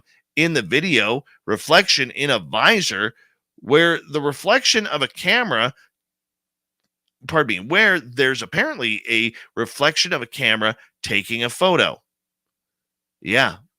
The YouTuber who found it, StreetCap1, claims a reflection in the visor of one of the astronauts shows a stagehand, and allegedly the person is not wearing a spacesuit. We got to go check this out. We definitely do. And finally tonight, ire in Canada, and this lady needs to go away. A new Democratic Party member of Parliament is literally saying we need to cancel hockey in Canada because creating the ice is bad for the environment. She needs to go away. Hockey rules this country. We got Mr. Ron Bumblefoot THAL rocking in the background with Little Brother is watching. Bumblefoot is the official music of Spaced Out Radio, rocking us in and out of every single show. Get your horns up for the guitar god himself. Special thanks to everybody listening in at home, at work, in your cars, wherever you may be. Thank you to everyone in our chat rooms tonight. Spreaker, Twitch, YouTube, LGAP, Facebook, the Space Travelers Club, and on Twitter at hashtag Spaced Out Radio. I know you're out there somewhere. Remember, this show is copyright by Spaced Out Radio and SOR Media Ventures Limited. Thank you so much for choosing to share your evening with us, because together, my friends, Make a mistake. We're watching. we own the night. Mr. Bumblefoot, we need a favor. We need you to take us home. I know you're out there somewhere watching me. Yes, the Woo Train has docked for the night, but soon, my friends, we shall ride again. Your seats are always available. Your tickets never expire. And if you want to bring a friend, we got room for them too. Good night.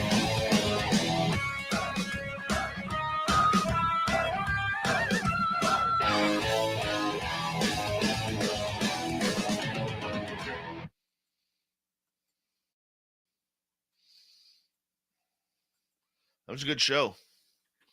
Good eatings of that show. Very good eats on that show. Yeah. You damn proby happy sausage jockeys, get off my lawn! Super Duke, are you way out in the forest listening to us right now?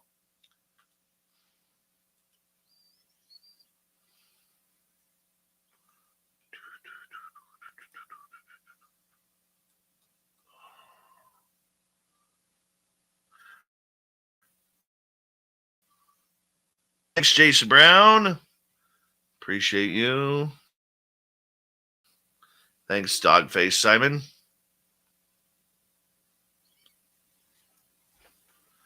Dogface boy, I'm wondering, do you look like a pug?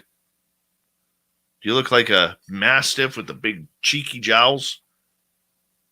St. Bernard with the drool? Hey, it's Amy Vegas. Oh, I have not had a chance to call your boss yet. It's going to be concentrating next week on that.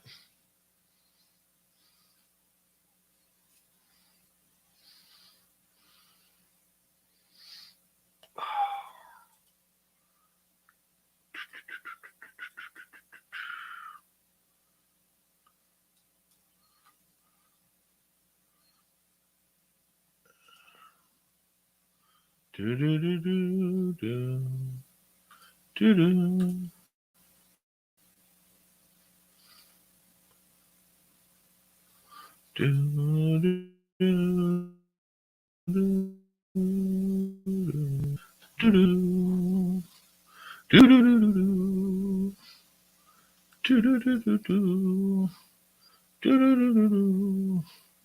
Wait 2 seconds. I'm actually working here.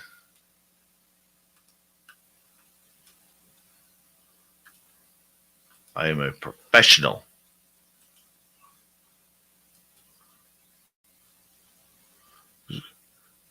2 days until the emergency dink. I so hope to God I don't see him tomorrow. I'm going to be getting into Kelowna probably around 9:30, 10 o'clock. And I'm just praying that I don't see him. Hey, Mr. Duffy, how are you doing? Just praying I don't run into the emergency dink. And you know what? He's emergency dink enough to actually come up to me and say, "Hey, Dave, how you doing?" Then I'm going to pull the, "Do I know you?" You know, I will pull that card. I have no problem pulling that card. I don't think there's anything wrong with me pulling that card. I really don't.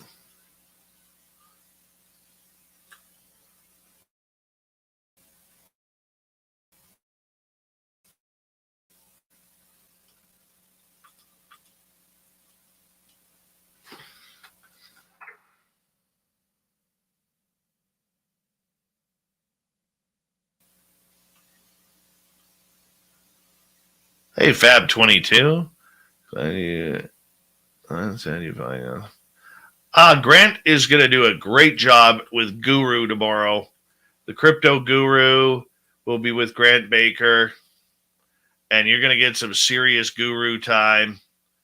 And you're going to have a great time tomorrow night. Grant's going to do awesome.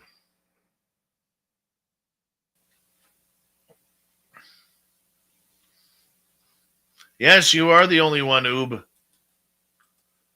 By the way, I didn't get my Lola picture today. What the hell's with that? You've been slacking on that. Although you did send me a nice picture of your hair recently.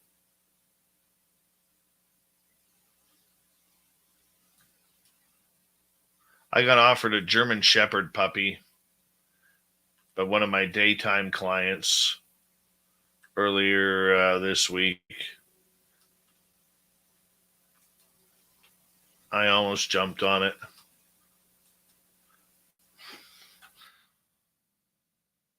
I'm not sure I want any more dogs.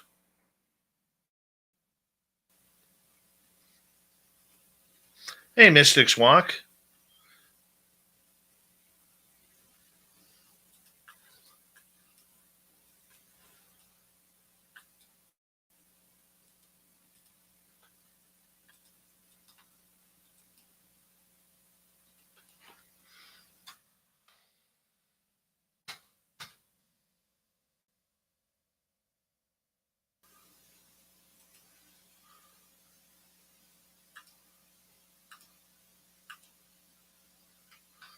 Where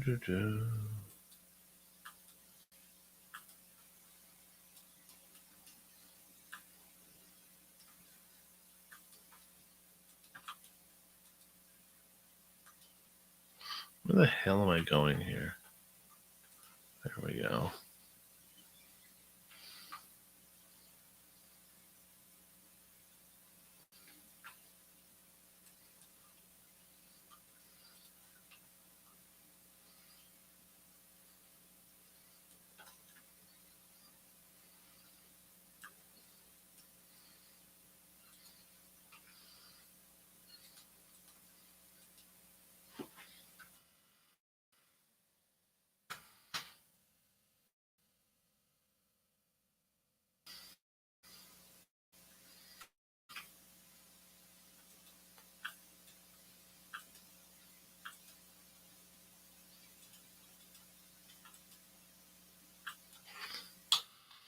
What do you guys want to talk about?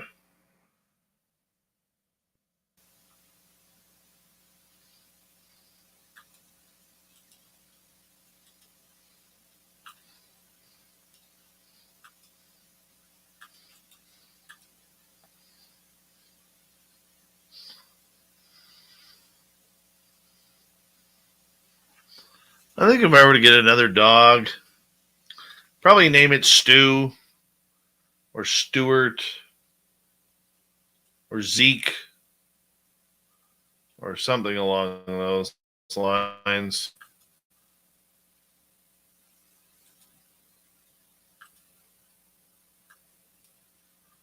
Maybe Phil. I just got a message on Facebook. Betcha it's Joe's mane without even looking. And there it is. Oh, there's the puppy. Lying on the ground. Legs spread out. There we go. Let's take a look at. Let's take a look here. Hold on.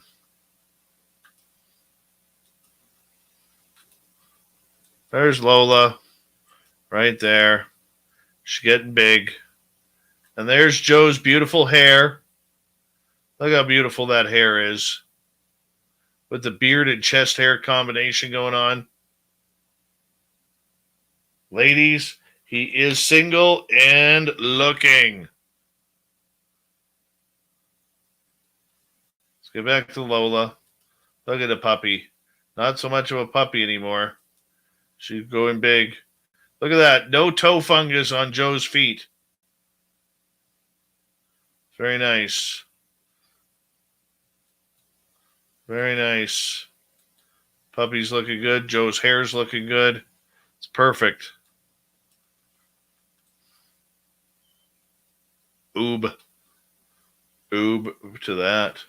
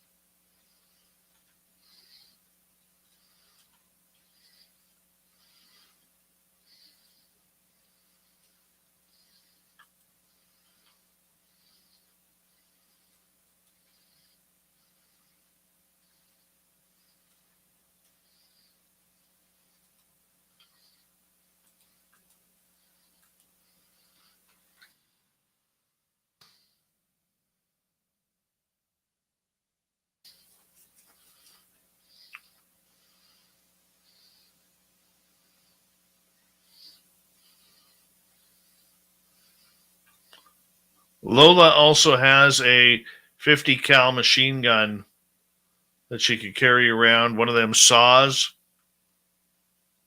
She could carry that around on her back.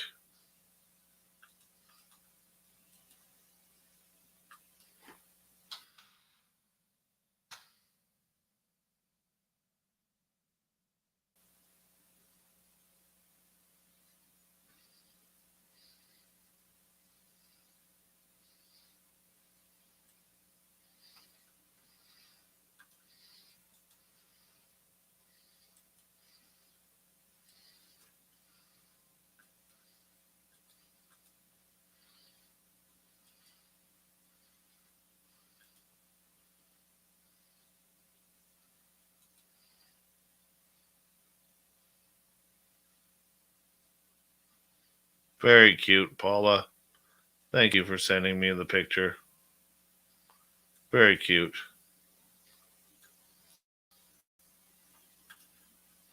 By the way, I will be going to Taco Bell tomorrow. I'm very proud to say that. I will be going to Taco Bell.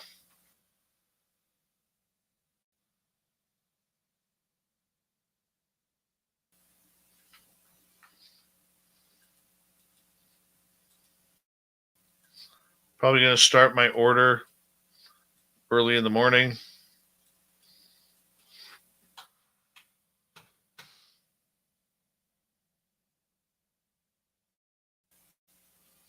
Because I deserve it. I totally deserve it. All right.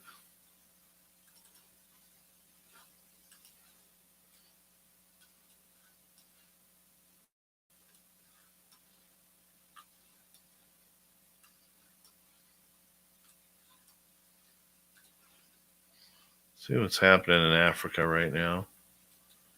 After we signed off last night, I got into bed, put on Rosie's Pan. There were 3 elephants, 2 giraffes, and a bunch of like zebras at Rosie's Pan yesterday. We're going to check and see if Rosie's Pan is the same way.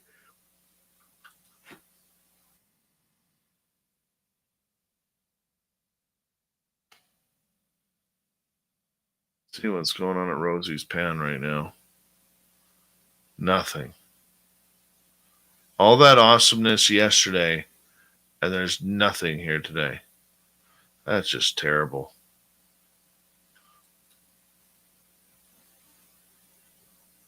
Nothing at Tembe. What's happening at Oliphants River? Nothing really. God, I want to give you guys something I can show you.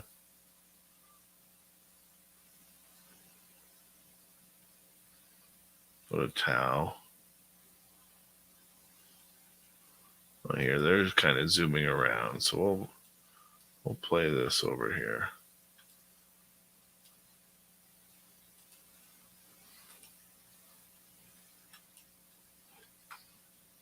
It does look really cool there.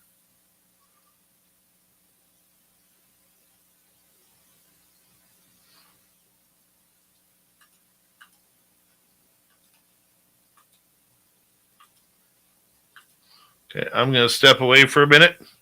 Be right back. I am not staying away from Taco Bell, Doug Shelby. Not at all. I would never take that advice. Bad, Doug Shelby. Bad.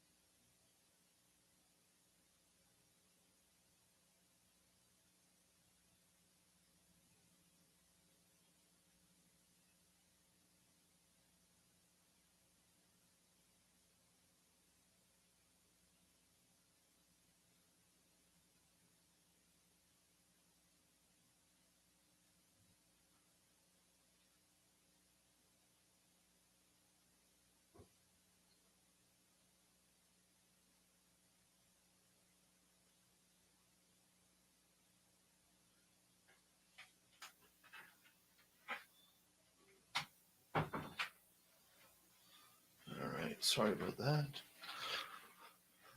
Still got nothing over there, eh? Really? That's just terrible. Give me 2 seconds here.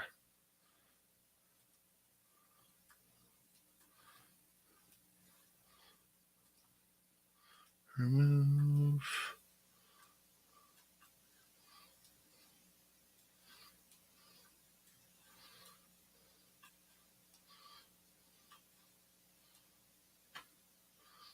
Five, six. There we go. Nothing. Nothing. This is boring.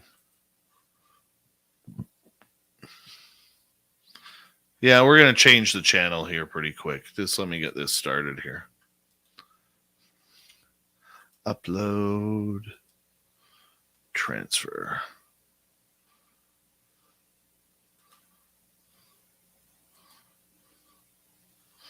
Yeah, let's change this channel a little bit here. That's not showing us anything. Go back to Tembe. What's happening here? Just some African deer things right there. Oh, yeah, let's zoom in on a barren piece of land. Wonderful.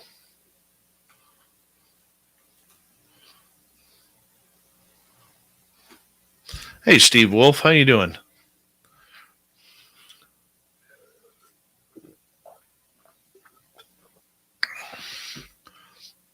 Yeah, that was good. The one day we had crocodiles and hippos. That was very good.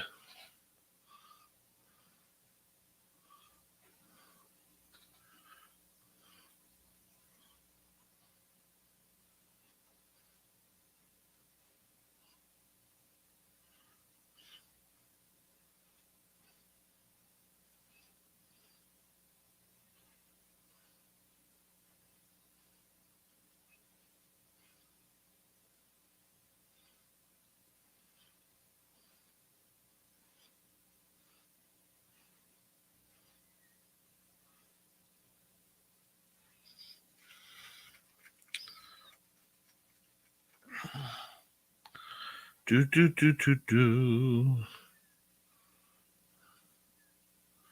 Do, do, do, do, do.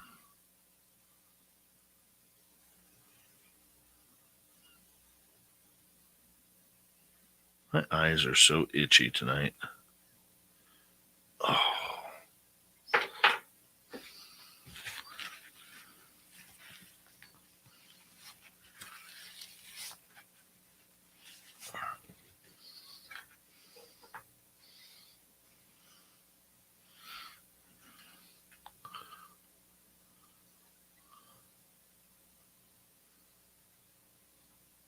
What are those? Oh, those are those kudus or whatever they're called.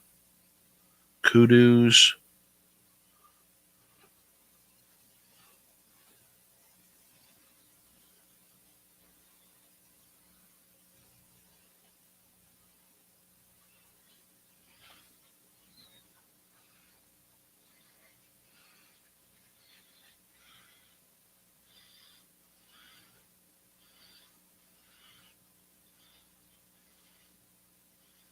Something like that.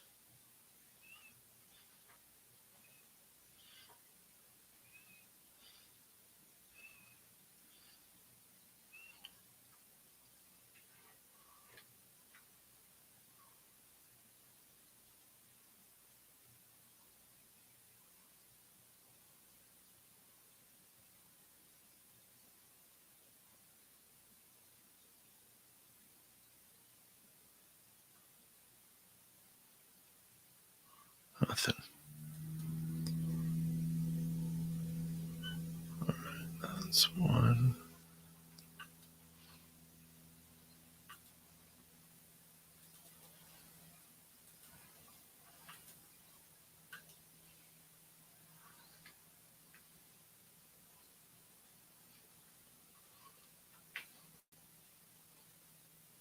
Boy, this is boring.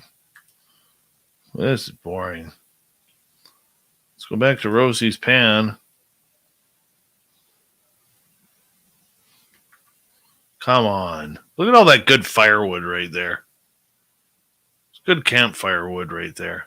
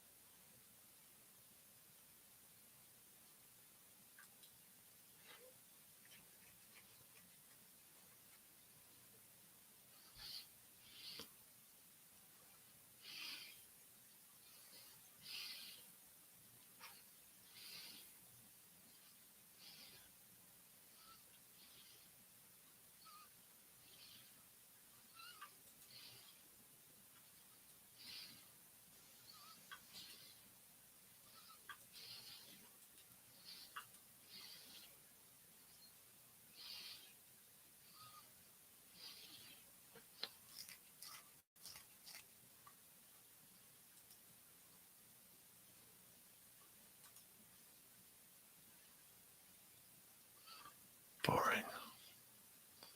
All right, bear with me, guys.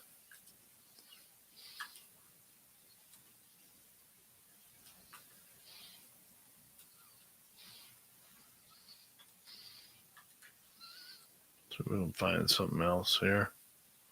10 base sucks. What's happening here?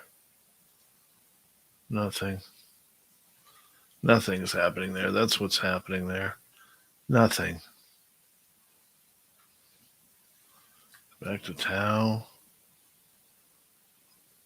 They're still zooming around.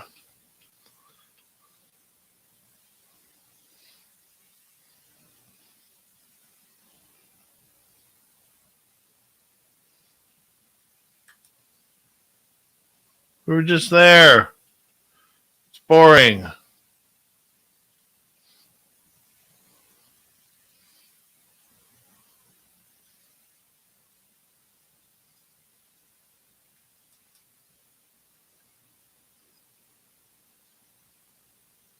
Nothing. My goodness. Let's go back to Oliphant's River. Any crocodiles in here today? Can we find any?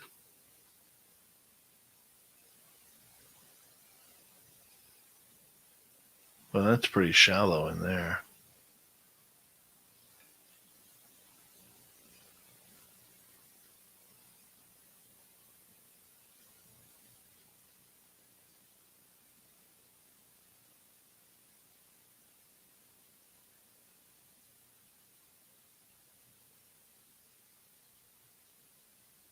I'm not seeing anything.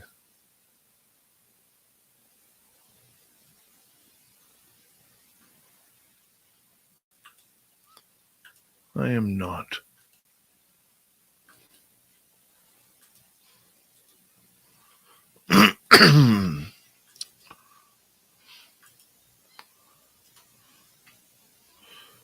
All right, everyone.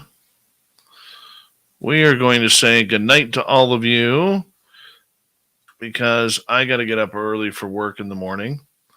And I got a 4-hour drive. So tomorrow night, the crypto guru, Ronald Murphy, will be here with guest host Grant Baker filling in for me. 3 hours of good hardcore woo with the crypto guru. Yes, it is guru time. So I want to say a big thank you to YJ, Cat Chaser, D. Cohen, Cat Chaser again. And who else do we have here? NorCal, Nicholas, Simon, and Steve for the super chats tonight. I very much appreciate the love and support, guys. Thank you so much. I will see you all on Monday. Enjoy your weekend. I'm going to enjoy my time away from the show here, spend it with some family. Hopefully I get to trip the emergency dink, and we'll see where it goes. You guys have a good night, and we'll talk to you on Monday, everyone.